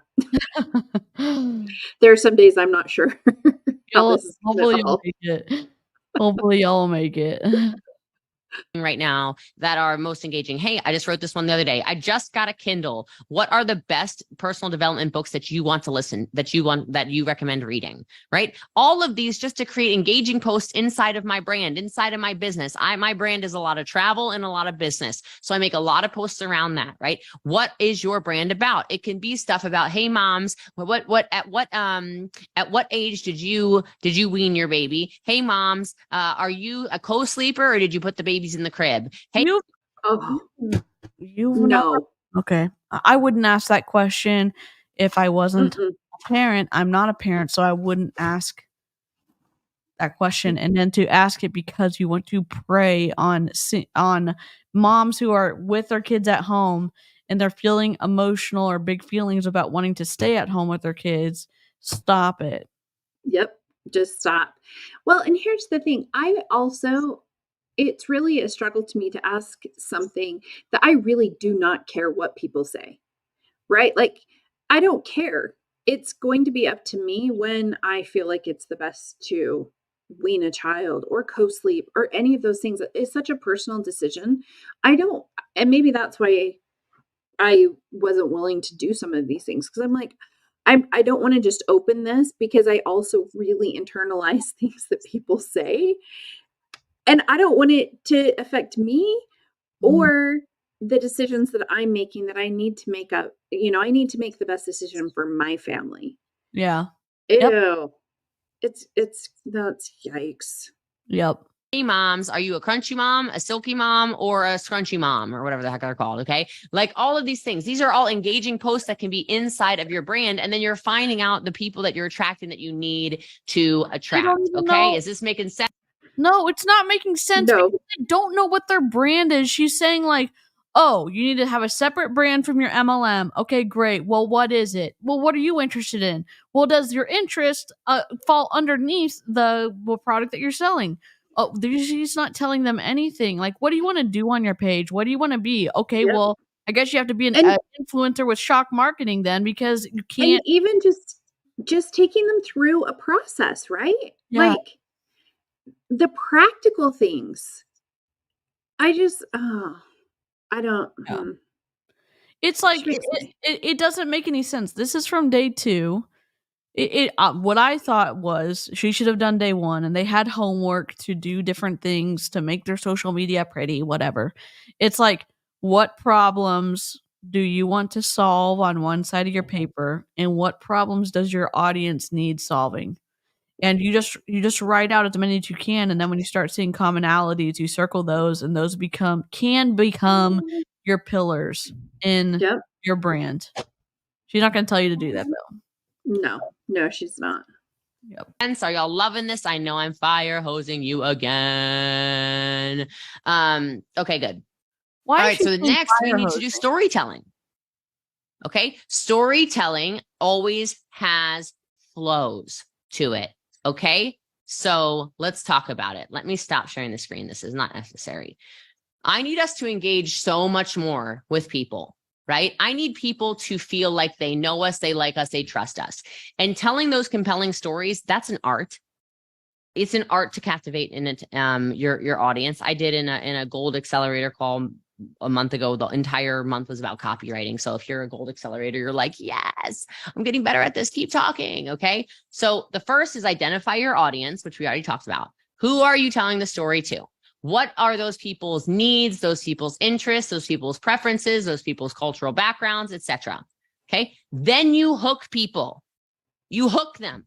You want to recruit more people, you hook them. You begin your stories with attention-grabbing openings that pique curiosity. Maybe it's an intriguing question. Have you ever found a business that you could make $1 million a year from home? Right? Have you ever thought of Ma'am, that's not allowed. Holy moly. All right, though, did you just see the daughter come in? Because apparently my water tastes better than the water that is in the kitchen. So, I mean, that's fair. Yeah, it's fair. I think the Bluey stickers make it something extra special. So, Yeah. that's got to be it. That's got to be it. Call. about making some extra income because you're not sure what the economy is going to do? Does the economy scare you? And would an extra $500 a month change your family's life? Does These the are all economy hooks. scare you? Did you know in one of the VIP calls she said that she was excited for the recession because it was such a huge bump for multi-level marketing? She's excited for a recession coming. Stop it. Stop. It is hard enough. God, stop it. Well, and what did she also said something else that she was excited about something. I'm like, this is catastrophic for people, and you're celebrating it. Like, Yeah. no. I'm just getting you curious. I'm trying to evoke emotional responses, right? So it could be those intriguing questions. It could be surprising statements. It could be a vivid scene that you're painting, right? If you're someone who's really good with words, then you're going to put in some relatable characters. Who again are the people in your niche? Who again are you specifically speaking to? Who are these characters that your audience, your niche, the people in your brand are connecting with emotionally? So talk about these people like they're real people, because they probably are real people with real flaws, with real motivation, with real human traits. What are their weaknesses? What are their strengths? What was that person scared of? Again, you should know the pain points of the people you're recruiting. So this should be an easy conversation. Then you show, don't tell. You use descriptive languaging. You paint the picture, the vivid picture in people's minds of the car that broke down. And then you got to the top person's house and she had 2 cars. She had an Escalade and she had a Porsche and she had a lake house and she had a mountain house. And she was a single mom of 2, but she was making $40,000 a month. And I thought to myself, if she's making $40,000 a month, I can make $40,000 a month. Right? And you allow people to experience that story in their imagination. And then you got to build some tension and conflict. What are the obstacles in the business? What are the obstacles in what you're doing? What makes it difficult sometimes? What are the challenges that the people in the story that you've already introduced in the story have had to overcome? You want people super engaged in the outcome, right? Of course. And then pace. Balance moments of action in your business or in your story, and then slow it down. Reflect. Make people feel, right? You want people super engaged. You want people appealing to their. This is so slimy. Yeah. It's wild. Like, I mean, and part of it, I mean, there's sometimes you learn psychology of selling, you learn some stuff about marketing, but do you wanna do it in an ethical way? Like, yeah, most people do, or at least I do. I mean, maybe it doesn't matter. Maybe you just wanna manipulate emotions. I mean, that's what color theory is about, like, in Mhm. sales. There's advertising, like you do different colors, you do different things to get people to, like, buy your product. I understand that, but the way that it's so personal and multi-level marketing that you have to basically covertly make friends with people so that you can, maybe one day get them to sign up under your downline, and because you have a closer friendship, they're never gonna leave, like, that's twisty, that's so Well, twisty. and instead of saying, "Well, what are they interested in?" It's like, "Well, what are their pain points? What's gonna be like, we gotta capitalize on those things." Like, ooh, oh, it's Yeah. so bad. It's so bad. Emotions, because emotions are powerful drivers of engagement. You want to recruit more people, you need to make your audience feel something. Again, what are those pain points? And it doesn't have to be painful. It could be emotions like love. It could be emotions like fear. It could be emotions like joy. It could be emotions like empathy. Okay. And know where you're trying to take people. Know the core message that you're trying to pull through, right? This is so important. And then finish with impact. Finish. Uh, um, I just don't even know what to say. I It can be emotions like fear, so, like, she's like, "It's not just gonna be pain points like actual pain, you can be preying on people's fear, you can be preying on people's empathy, you can be preying on people's, like, happiness," and it's like, "Oh oh, are my they god." oh, yeah, I she is on a new level for me. I know, it's like there's no filter anymore. It's like she's telling us who, like, and again, I'm not saying that big advertising agencies don't do the same thing, but it's different. Like, the famous Got Milk ads, like, would those connect with us because, and yeah, is that pushing a certain thing for, like, the milk industry? I guess, yes. But the advertising, understanding that part, it's like, it's really cool, and it's not, it doesn't feel as twisty as this. Maybe it is, I don't know. I And I don't know. know Well, Tina and Harper are but part really of good together. I know it's hilarious. Part Uh, of it though too though is the ad agency isn't getting to know my children, isn't yes. like literally preying on me specifically. Yes. They're And not saying, "Oh, Amy, we gotta go find out what Amy's specifically doing yeah. so that we can specifically they're saying, "Hey, our target market is probably 28 to 47-year-olds who buy milk once a week, and they spend about, I don't know, $100 a week on groceries, and they buy" whatever it is. Like, they're gonna know some information, but it's not saying like, "Hey, we are going to specifically target Amy's specific family." It's Mhm. and that's what happens in MLMs. We're specifically gonna target this person, first and last name, we have their phone number, we have all of their email address, we're going to love bomb them, It's just, ooh. Well, and I would say that the other thing is they're not gonna say, "Okay, well, if oh, wait, here, how about if Amy decides to Oh, drink Pepsi instead of Coke, I can remind her of how important she said Coke was. And I can tell her that it's going to impact her life specifically. yeah. But in an MLM, it's, well, you said it was important to stay home with your kids. Is that not important anymore? Like they get into this such a mind game, but it's personal. Yeah. It's a Yep. personal mind game. Yep. And that's where, in my opinion, it becomes so much worse.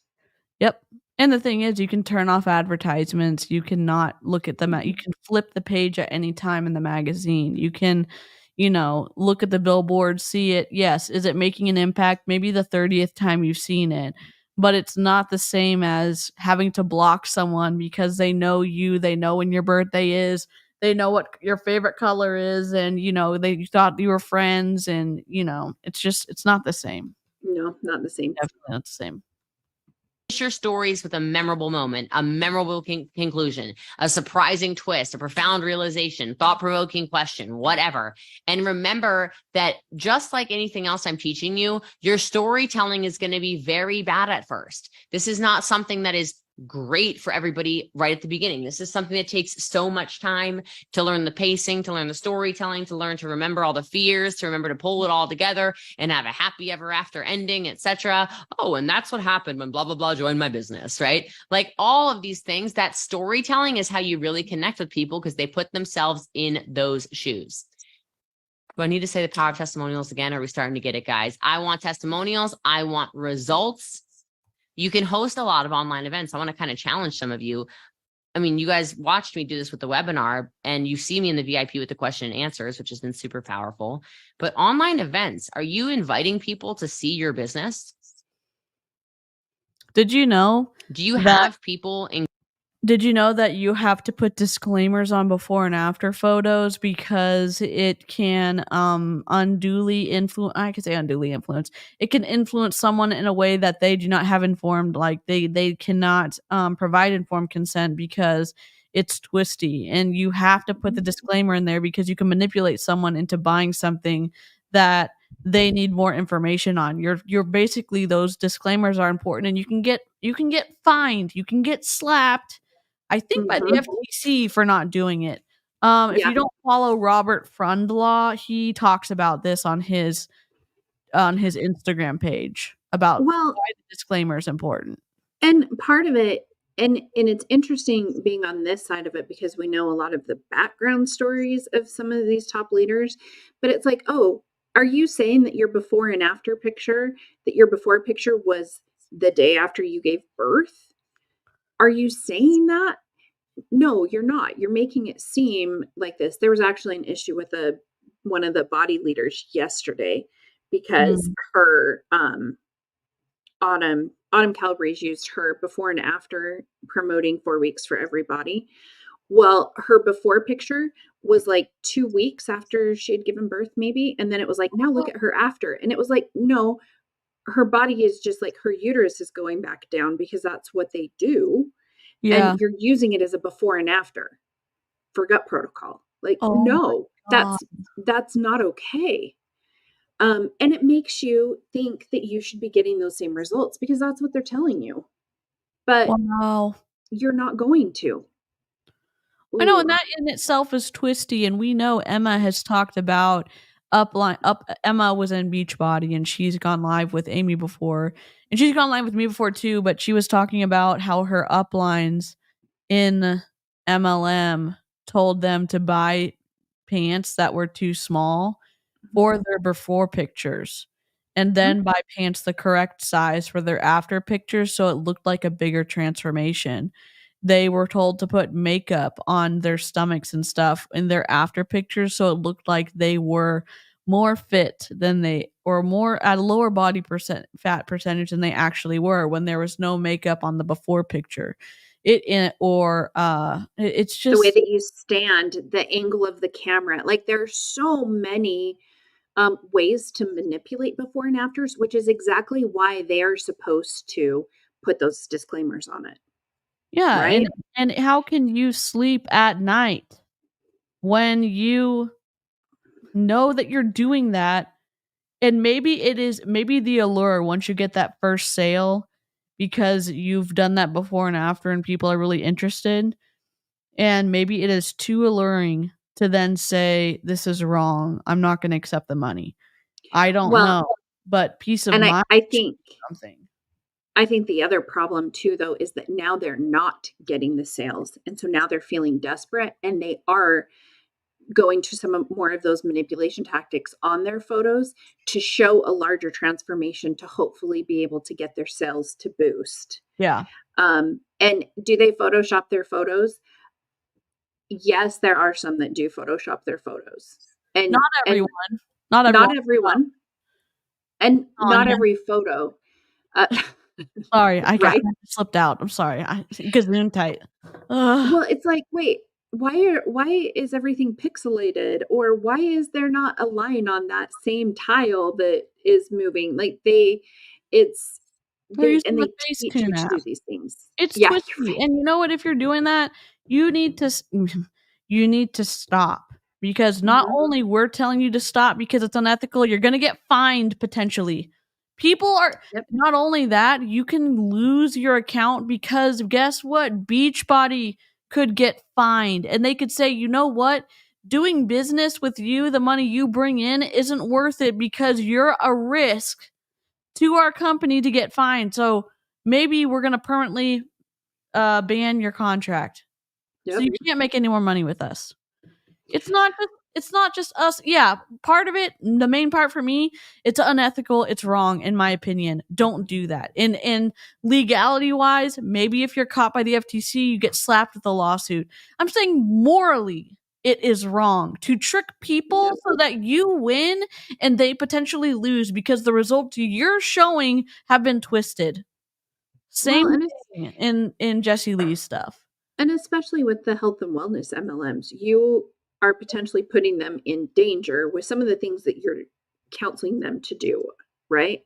Yeah, hair up versus hair down, smiling Yep. versus not, chin up, chin down, Yep. leg pot. Even angle of the camera, you can tell sometimes it's here, sometimes it's lower. Yep. It Yep. should be you should try to do exact. And most people, just I don't know, it's just frustrating because they're doing it so they can make money. So, Yep, absolutely. Absolutely.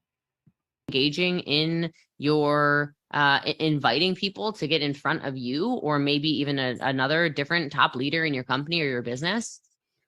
Hosting online events is one of the biggest ways that I built my business. Honestly, I would invite people to an opportunity Zoom. It'd be 15 minutes. I'd show them what I used to call the steak and the sizzle. Okay. All steak and sizzle meant is I would sizzle people first. I want to write this down. Everything about the business that has nothing to do with the business. This is how I would do a steak and sizzle. So let's just pretend right now, since we're all on here together, I would just say, amazing. If any of you are already in business with me, if you can comment in the chat, please, things about this business that you love that are non-monetary. And I would just read it off. I'd be like, yeah, the travel. Ooh, tax write-offs. That one's really good. Oh, making your own time schedule. Love that. Extra cash flow, financial freedom. Okay. Well, that's a little bit of money, guys, but okay. Friendships, knowledge, you're learning, you're growing. You have a community of people who understand you. I love that. I love that. Events where you get to meet people. Okay. I love that so much. You're more confident. So good. Like I would just read all these. These are all sizzles. And then the steak is where I would break down the compensation plan. And I'm challenging all of you, get together with everybody who's in your company on here, or get together with your company. Maybe if you're top in a company, or maybe you are the company, maybe there's some CEOs or founders or something on here. Do these. Let people know it's not just about money. Host these online events. I created a massive business from doing this, and I promise you, you can do the same. All right. I Okay. promise you can do the same. You cannot make that promise, ma'am. No. No. Because they're not going to be able to do the same. Like it just statistics have shown us they are not going to be able to do the same. Well, hold on. There I go again with the improper screen share. I'm not really sure why that keeps happening, but that's okay. All right, here we go. Let's get it going. Good stuff, guys. No. You guys learning a lot? No. I No, hope we are so. not. All right, the nurturing of the relationships. Who made this Look, slide? it's not that hard, but people just don't do this stuff. It's not that hard. Why don't you tell Aaron Bees that when you alleged that she was a bad dog mom because she was on a trip with you and her poor dog was just went outside and dog death. A coyote got the dog. Because Mhm. where Aaron lives, she wasn't being a bad dog mom. It was just a fluke of nature in a bad situation. They didn't. So like, go look at Aaron's stuff. What are you talking about nurturing relationships when you have wished harm on everybody who has made content about you that they should be in hell for all of eternity having trauma done to them? You know what I'm saying? Like, and look who just showed up in the chat. Hey, Aaron. Aaron, want to join? Oh, that's hilarious. Hello. But here's the thing, she's also making it sound like it is super easy to nurture relationships. She's like, "Ah, this is a no-brainer." It's not for everybody. It's No. not. And it depends if you want a real relationship or if you're just looking for this transactional thing. But just nurturing relationships is rough. It can be rough. So for her just to be like, come on, guys, this is easy. No. Check in. Right? People said, well, recruiting's not really my problem, but keeping people's the problem. Will you talk about that during the challenge? The VIPs asked this. I said, yes. Are you staying connected to people? Do you personally message people? Something I've coached for years is take 5 people a day from your team and just reach out to them. Let them know you're grateful for them. Send them a message of appreciation. You can call them if you want to. Just make sure you show the appreciation and support. I've had so many people in my business who just really, they didn't do anything until the day they did. And it was because of the regular check-ins that ended up working just fine, if that makes sense. Like, I was checking in with them so often that the day that they needed the business to work, they were ready to show up and start performing, and they became top earners. Okay. Obviously the value-driven content we've hit on a bunch already, so I won't waste any more time on that with you guys. But this acknowledgement and recognition, some of us are so bad at this, and this is kind of like a rampant thing that happens in network marketing for whatever reason. I wish somebody would join my team and outperform me. I would buy them anything on earth that they wanted. I would buy No. anything. Taking a screenshot. Just give me a second. I think we need to add this to the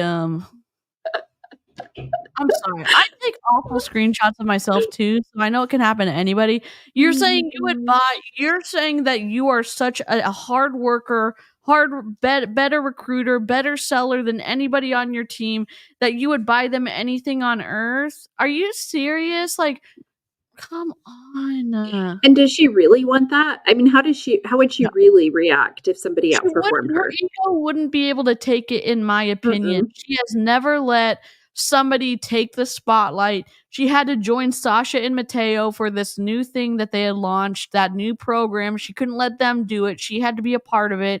She cannot for 1 second give someone else credit and not insert herself, in my opinion. Yep, absolutely. Right? I love incentives. I love sending out gifts. I love mailing flowers. I love birthday cards. I love certificates. I love mailing trophies. I love doing stuff like this because I want people to be seen. And what I find, and please don't be this kind of person, I hope this is none of you, I find that people get mad. People are like agitated when somebody joins their business and they're better than them in the business. That should be the ultimate nod. Okay. You want your mentee to pass you the mentor. I want the people I coach to end up doing better than me. That would be the ultimate compliment to my coaching. So I celebrate achievements. I let people feel seen. I let people train on calls. I let people open calls. I let people run full events without me. I let people do all these things and let Even the wording that she's saying, I let them do these things. Remind me again how this is your own business, but you're going to let people lead their own teams? I mean, When did you do that either? You iced Erin out when she wanted to lead her own team. You iced out Christina, the leg that was almost at 1 million, working herself and recruiting herself to that point because you iced her out. So I don't know what to say. I mean, I yeah. do know what to say. Look in the mirror. Look at your own behavior. You are doing. I don't believe what you are saying at all. And that's the thing. Has she ever had anybody pass her? No, I don't They're think so. not going to. But there's other people in Prove It, in my opinion, who have done more than she has. She's not, in my opinion, from what I understand, and if you're in Prove It and you want to send me some financial reports, if she is number one, I'll admit it and Prove It. I don't think she's number one in the world. Hello, Jaeger Group and Amway, you're saying that you are outperforming the person who inherited the entire Jaeger downline in Amway? There's no, in my No. opinion, no way. There's no Mm-mm. way. But if she's number one and Prove It, I'll admit to that. Just send me the financial documents that say she's the number one commission earner in Prove It. I would be really interested to see, does Prove It release their rankings? No. No, they do not. So now there's some competitions they will release where she's Okay. like the number one, In person that specific in that thing? commission. They do not like say like this is the number one legend, this is the number one rank 10, this is the number one rank 9. At least for stuff that I can see, Hmm. you may have to log in to be able to see within your but I don't even know if you'd be able to see it within other people's lines. I don't That's know. interesting because I mean, like, Beachbody will say, "Here are our rankings. Yeah. Here's where every single coach is." Yeah. And so that would be really interesting to see their actual lists. Yeah. I mean, Yep. Yeah. interesting. That's not Yep. even the right word.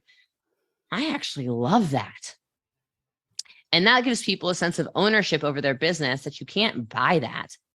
That's just the real deal. And then offer assistance. Sometimes, especially as maybe somebody becomes independent because they're having a great deal of success, we tend to back all the way off and we think, oh, that person's fine. Well, you know what? They probably are fine, but everybody wants to be seen. Everybody wants to be appreciated. So let them know, hey, I'm here. Hey, I just wanted to reach out. Hey, how's everything going? Hey, how are you enjoying the program? Hey, how are your customers doing? How's your team doing? Is there anything you need help with? Just ask and offer it. It's weird that she has to say this. Yeah. Like, if you truly are have a relationship with someone, you wouldn't have to be like, "Okay, so just make sure that you don't forget about them." Obviously, you don't really have any relationships with them because you don't have to be reminded.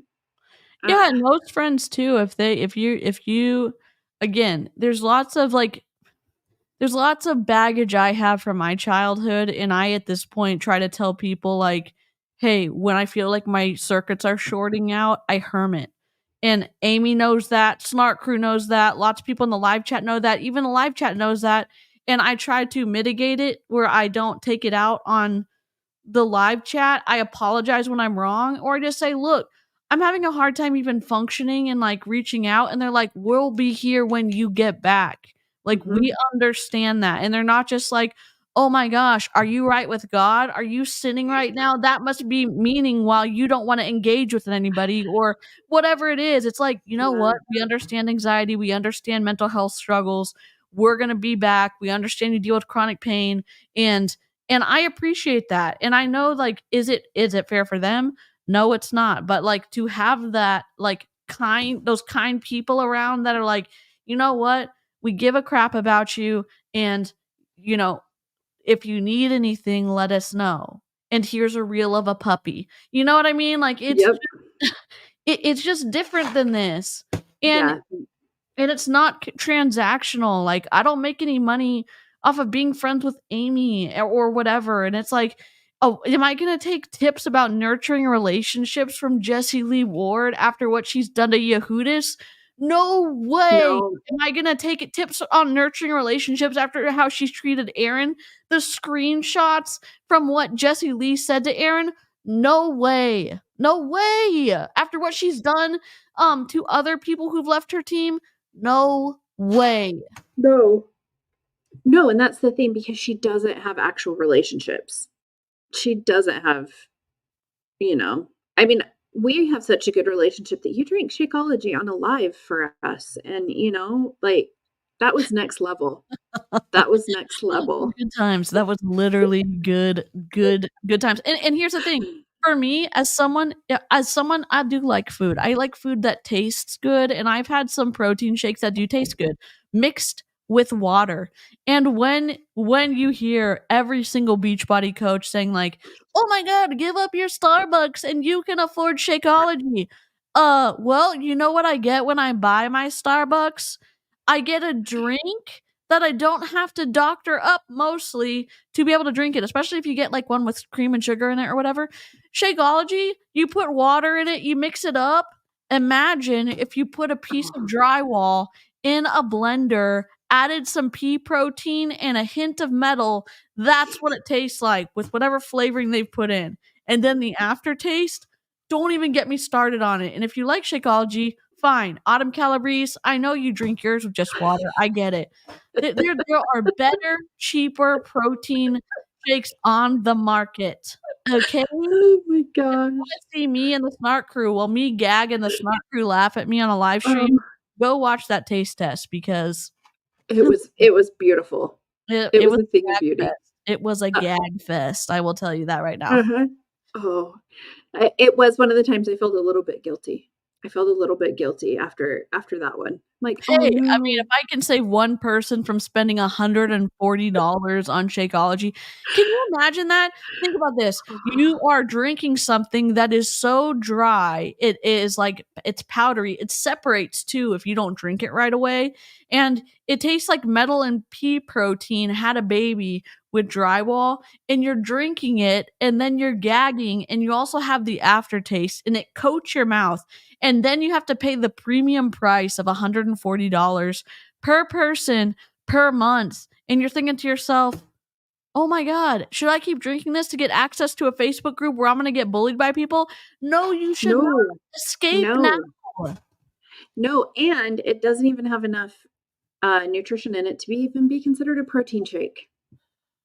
Yeah. Yep. They can't even call it a protein shake. It's Good a nutritional supplement Ooh.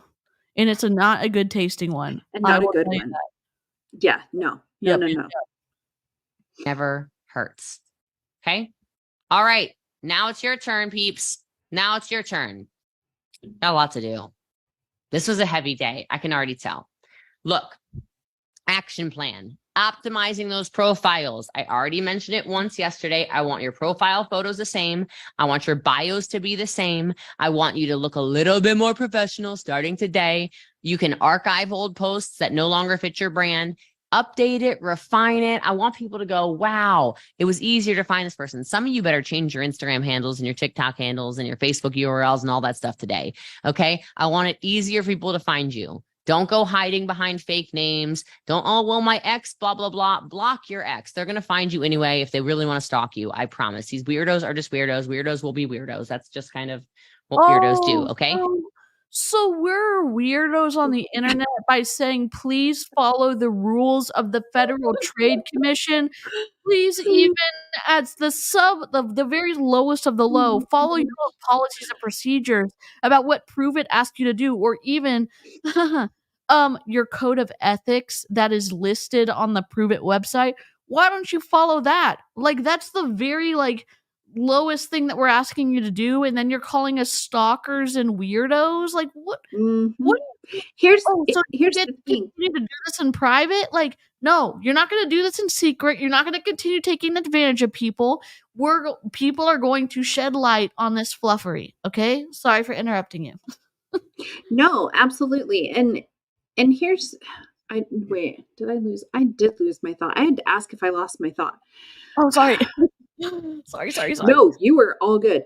No, this is ridiculous. The things that she's saying and the trouble that she's going to get in, hopefully, for saying these things. I really hope that we start to see more and more people reporting the behavior and reporting these activities so that we can get some actual movement. I mean, I kind of am over sending things into the compliance departments because all they do is tell them to hide it better.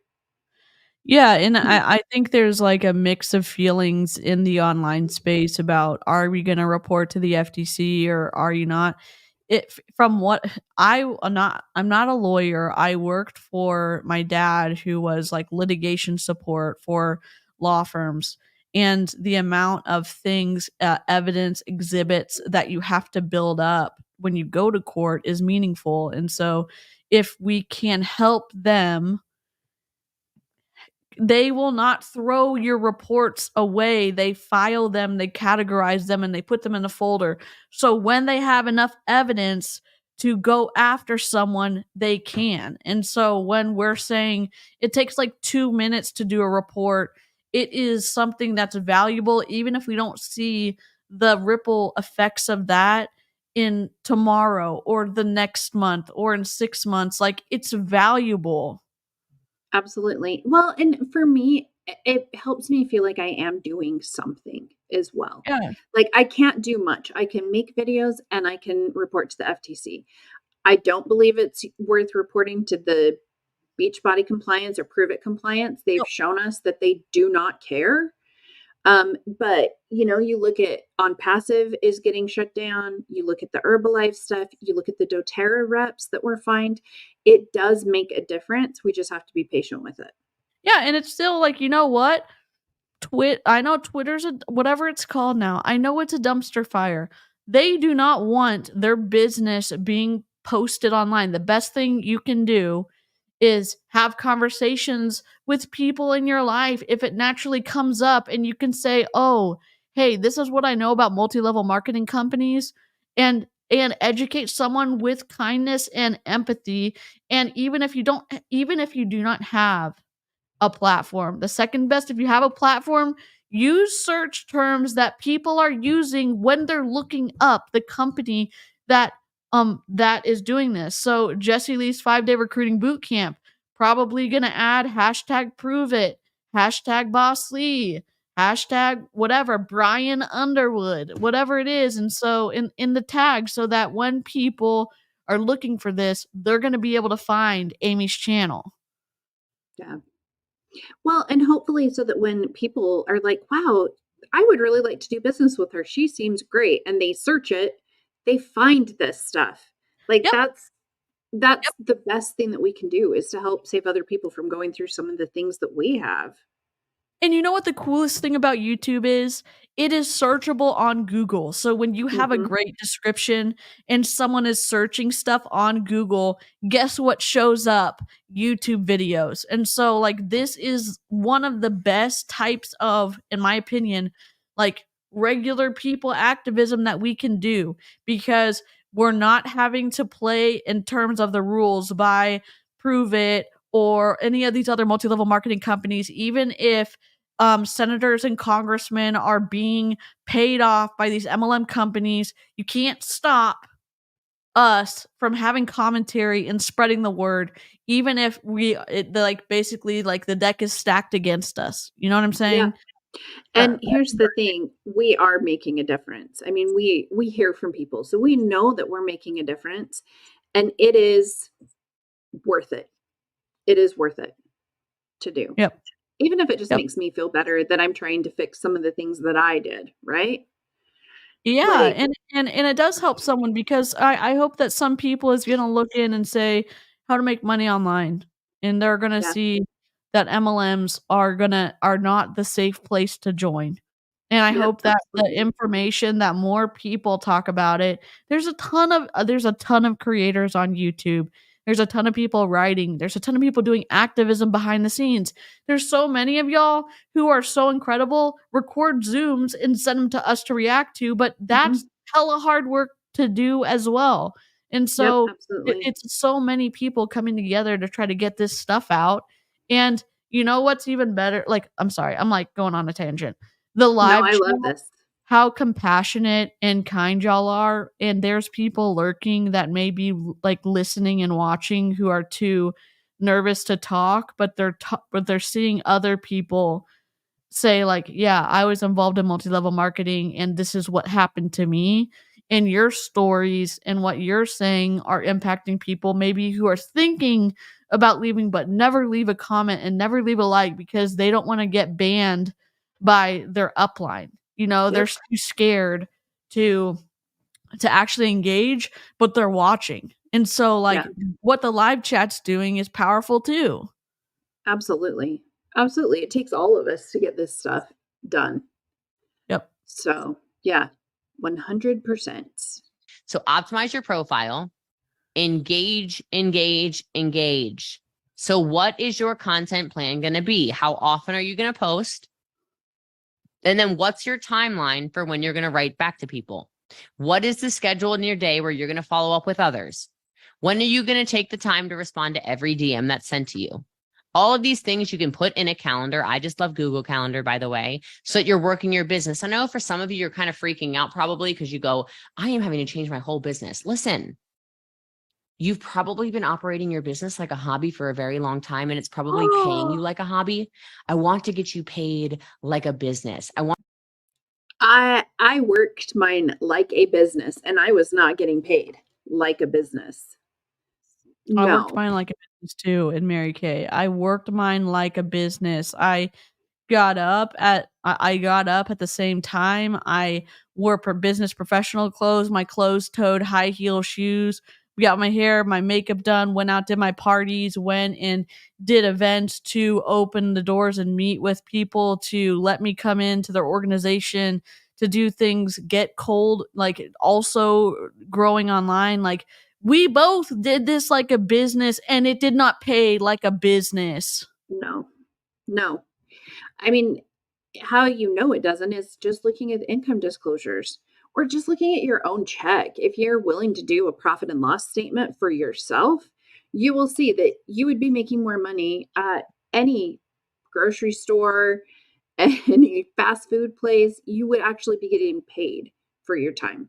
Yeah. So, yeah, no. Yeah, no. Mm-mm. Like, stop blaming the reps. It's the business model that's broken, not them.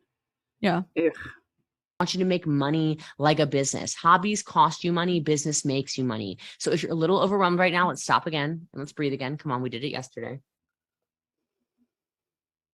Drink your water. I know it's a lot. That's your own I know I'm fault. over delivering in this. You're not over delivering. I know You're for- overwhelming. You're overwhelming. And you know, good leaders and good teachers can give information that can be built upon, and don't treat it like, oh, I'm going to dump all this on you. You better figure out how to absorb it. No, good teachers are like, okay, here's what we learned yesterday and build on it in practice. Come back next day. Build on what we did yesterday. Here's new stuff. Practice here. Here's your takeaways. Here's your directives. And then we're doing what we did from yesterday, which is this. We're doing this today, and you're combining both of those to start building a brand, start growing your presence on social media, whatever it is. She's talked about herself for however long we've been streaming for. Yeah. She's just overwhelming us.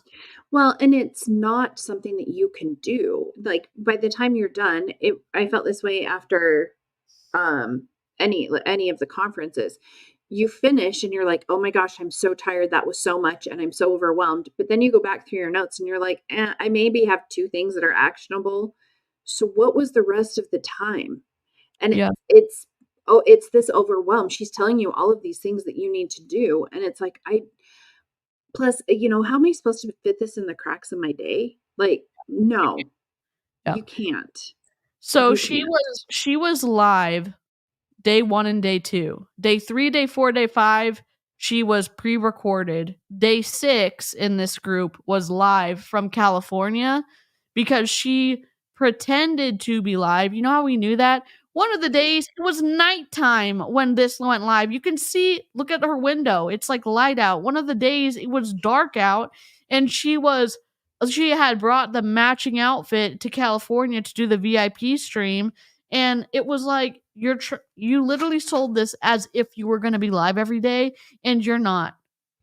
So, But remember, it's all about being authentic. oh my God. For some People of in you, you're glass like, houses what should in the not throw world? stones. So, Absolutely. God. Have I gotten myself into? Jessie Lee is fire hosing me. Why do you keep saying that? But if you start Stop step by it. step, you put things like this step by step in a calendar, step by step, you manage your follow up, step by step, you get a content calendar together, step by step, you post one time on Instagram, one time on Facebook, one time on TikTok a day, step by step, you spend 30 minutes here responding to your comments, 20 minutes there on your dog walk is when you engage on people's things, whatever. You're gonna be No, fine. maybe I want to hang out with my dogs and make sure that they are not eating things they're not supposed to be eating, or that if Yep. they, like my dog, he is not supposed to pull on the leash. So it's an active thing where Mhm. it's him being on free. So he can do whatever he wants to in the constraints of the leash. He can sniff stuff, but he needs to keep one ear on me. If we're walking, he needs to be walking. And so it's an active thing. Okay. But it's the same thing that they say, well, when you're with your kids at the park, do your direct messaging. No, be present with whatever it is that you're Yes. doing. Yes. Uh, Agree. yeah. Okay. I know it's very overwhelming right now. I have a lot of compassion for you guys for being here. I know for $17. You have a lot of compassion. Oh, because you know what good teachers do? They look at the efficacy of what they're doing and how their students are able to like do what they've taught. They don't say, I'm an incredible teacher, and if you don't get it, there's something wrong with you. They figure out how to deliver the information so that everyone gets it, and then they can spend more time with people who need more help. That's what good teachers. Mhm. She's saying, I'm so incredible. You're probably just like overwhelmed with my presence, and feel bad for you. I mean, I actually feel compassionate for you, but like I know I'm over delivering. And it's like, oh my God, stop. Stop. Like, let somebody else give you some feedback on how this is going. Yeah. And apparently when they started to request refunds, then, that brought out a whole new level of frustration from her. Yep. You were expecting some garbage probably, but I was not going to give you garbage. I was going to show you how to make millions of dollars on here. And that has been my intention this whole time. Okay. So now that we've breathed. So that is your content strategy. I want us to come up with this. You've got to get this done today. I want to see some calendars, screenshots from calendars, put them. You can tag me in Instagram, I'm Boss Lee, or you can put it in the Facebook group. We have our community now, but I want this content strategy together and I want to see your new optimized profiles. So please screenshot those too. And then your call to action strategy, right? Call to action, drop info, drop a heart if it resonates, drop yes if you want more information, comment the $sign below if you want. Nobody does that. Yeah. You see these posts, say Delulu. me, blah, blah, blah. And, nobody does that. I just don't Yeah, I mean, understand. yeah, and again, there's a fine balance of being annoying as hell, telling someone to keep liking the video. You know what? When I have found content that I never want to miss, I subscribe, and someone's going to be able Mhm. to figure that out for themselves instead of. And yeah, is it a good reminder to do the YouTubey things and like the stream? Yes, do it for Amy, okay? Like, yes, if you actually like the stream, like it, or thumbs down it. It's all engagement. We've got a special Yeah. song if you're a thumbs downer, but I will say this, people can figure out the content they like on the internet better than I'm going to be able to tell them, please stay here and support my channel, or please stay here and support Amy. I can say, look, I like Amy enough that I like streaming with her, or I have time, or she even lets me on her channel with the risk that I may burn it down with the cursey words. And so like hopefully if you're like me and you have followed my stuff, maybe you like Amy too, and it's like, oh my God, this is a great fit. I understand that not everyone who follows Amy is gonna think that I'm sliced bread. I get that. I'm a little, we go on lots of squirrel trails.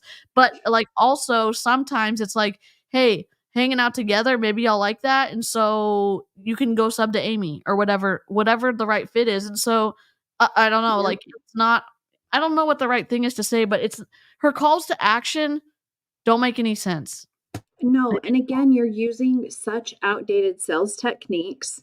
These things do not work. And all you have to do is look at anybody who is posting on Instagram and asking people to do these things. Nobody's doing these things. That strategy is done. So if you're truly trying to provide value and helping people, this isn't it. This isn't it. Yeah. It doesn't work anymore. Yeah. Want to know how We're to lose almost weight and there. make money, Almost done. do makeup and make money, do hair and make money, whatever it is you do, trade stocks and make money, whatever. Okay. Clear and compelling calls to actions on all your posts. And a little extra bonus little assignment inside of this is I want you guys to go back to maybe your last 5 to 10 posts, depending on how much you post. And I want you to rewrite some of those captions. Okay. I want you to rewrite them. I want you to change the calls to action if you don't have calls to action. Instagram hates that. I will just tell you that right meow. Right meow. And she has them doing busy work that is not actually income producing activities. Yep. Yeah, it's not actually figuring out. So like when we talk about a grid, it's not an actual aesthetic grid. It is based off of your core values of what you want for your brand. So mine is education is one of them. And entertainment is another one probably. And like equipping your empathy is like one of mine is I am passionate about because so many times it's been kind of stepped on as like a weakness. And how do we equip our own empathy through like knowledge and like learning and stuff like that, so we can build a really strong infrastructure so our empathy can be used and not like it's not used as something like that crushes us, if that makes sense. And Well, so and it's building community. I mean, I would say that that is one of your strong suits. sure. Is like building a community and truly being authentic. Yeah, and whatever it is for you, you have to figure that out for you have to figure that out for yourself. And one of the things, like, I resonated with Amy so much when I first got out of Young Living. I was having a meltdown and in Discord, and I was just like, it's so hard, like, leaving my MLM is harder than I thought it was gonna be. And Dave, um, it was like, "Hey, you need to check out this person, Amy," and he sent me a specific video to watch, and I, like, resonated so much. Like, connecting with someone, we talk about being genuine. Like, I connected with Amy, her ability to communicate and the way that she can describe things is such, like, oh my god, I don't know. I don't know all the right words to say, but it really was like, "Oh my gosh, I left a few comments and I went and slid into her DMs and now we're here." And now look at where we've come in a Look at us year. now. Oh my gosh, a year later. But here's the thing, it was also, I mean, I think that specific video was the one where I'm crying and I'm like, "Look, this sucks and Yeah. let's talk about it." And it just you can't teach someone though to be genuine. Like, I don't know that she is the one to teach anybody on how to be genuine Yeah, and there's because she also just she's also doesn't. an oversharer, and so it's Mhm. like someone's gonna see her stuff, and they're gonna think genuine is some kind of in the range of oversharing and no boundaries, and it's like, you know what? There's an also incredible power in, like, not maybe I overshared. Like, some people can keep it together online. I love that. I love the calm Zen creators too. Aaron B's, Amy. Amy is like a great combo of like Zen and also like she is it. Like she can share like what has happened, especially like also the video where she's talking about her knee and what Beachbody did to her body, and that was like, "Oh my god, the ripple effects of the awful suggestions that are given by these multi-level marketing coaches for what? For what reason? Oh, your workout didn't count because you didn't record it." Like, what in the world? And, not it's what in the world now, but when you're in, you buy it. You're like, Yeah, "Okay." absolutely. But, like, you follow the leader when you're in a high control group, multi-level marketing company. You do. Oh, And absolutely.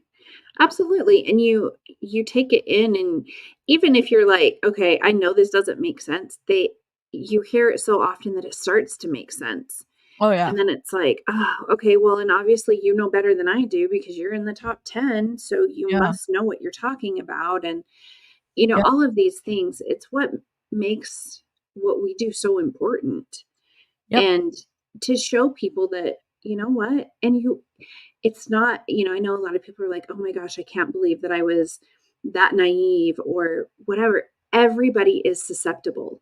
And if you think you're not, you're probably one of the more susceptible because they know, and she has shown in this training, she knows how to manipulate people.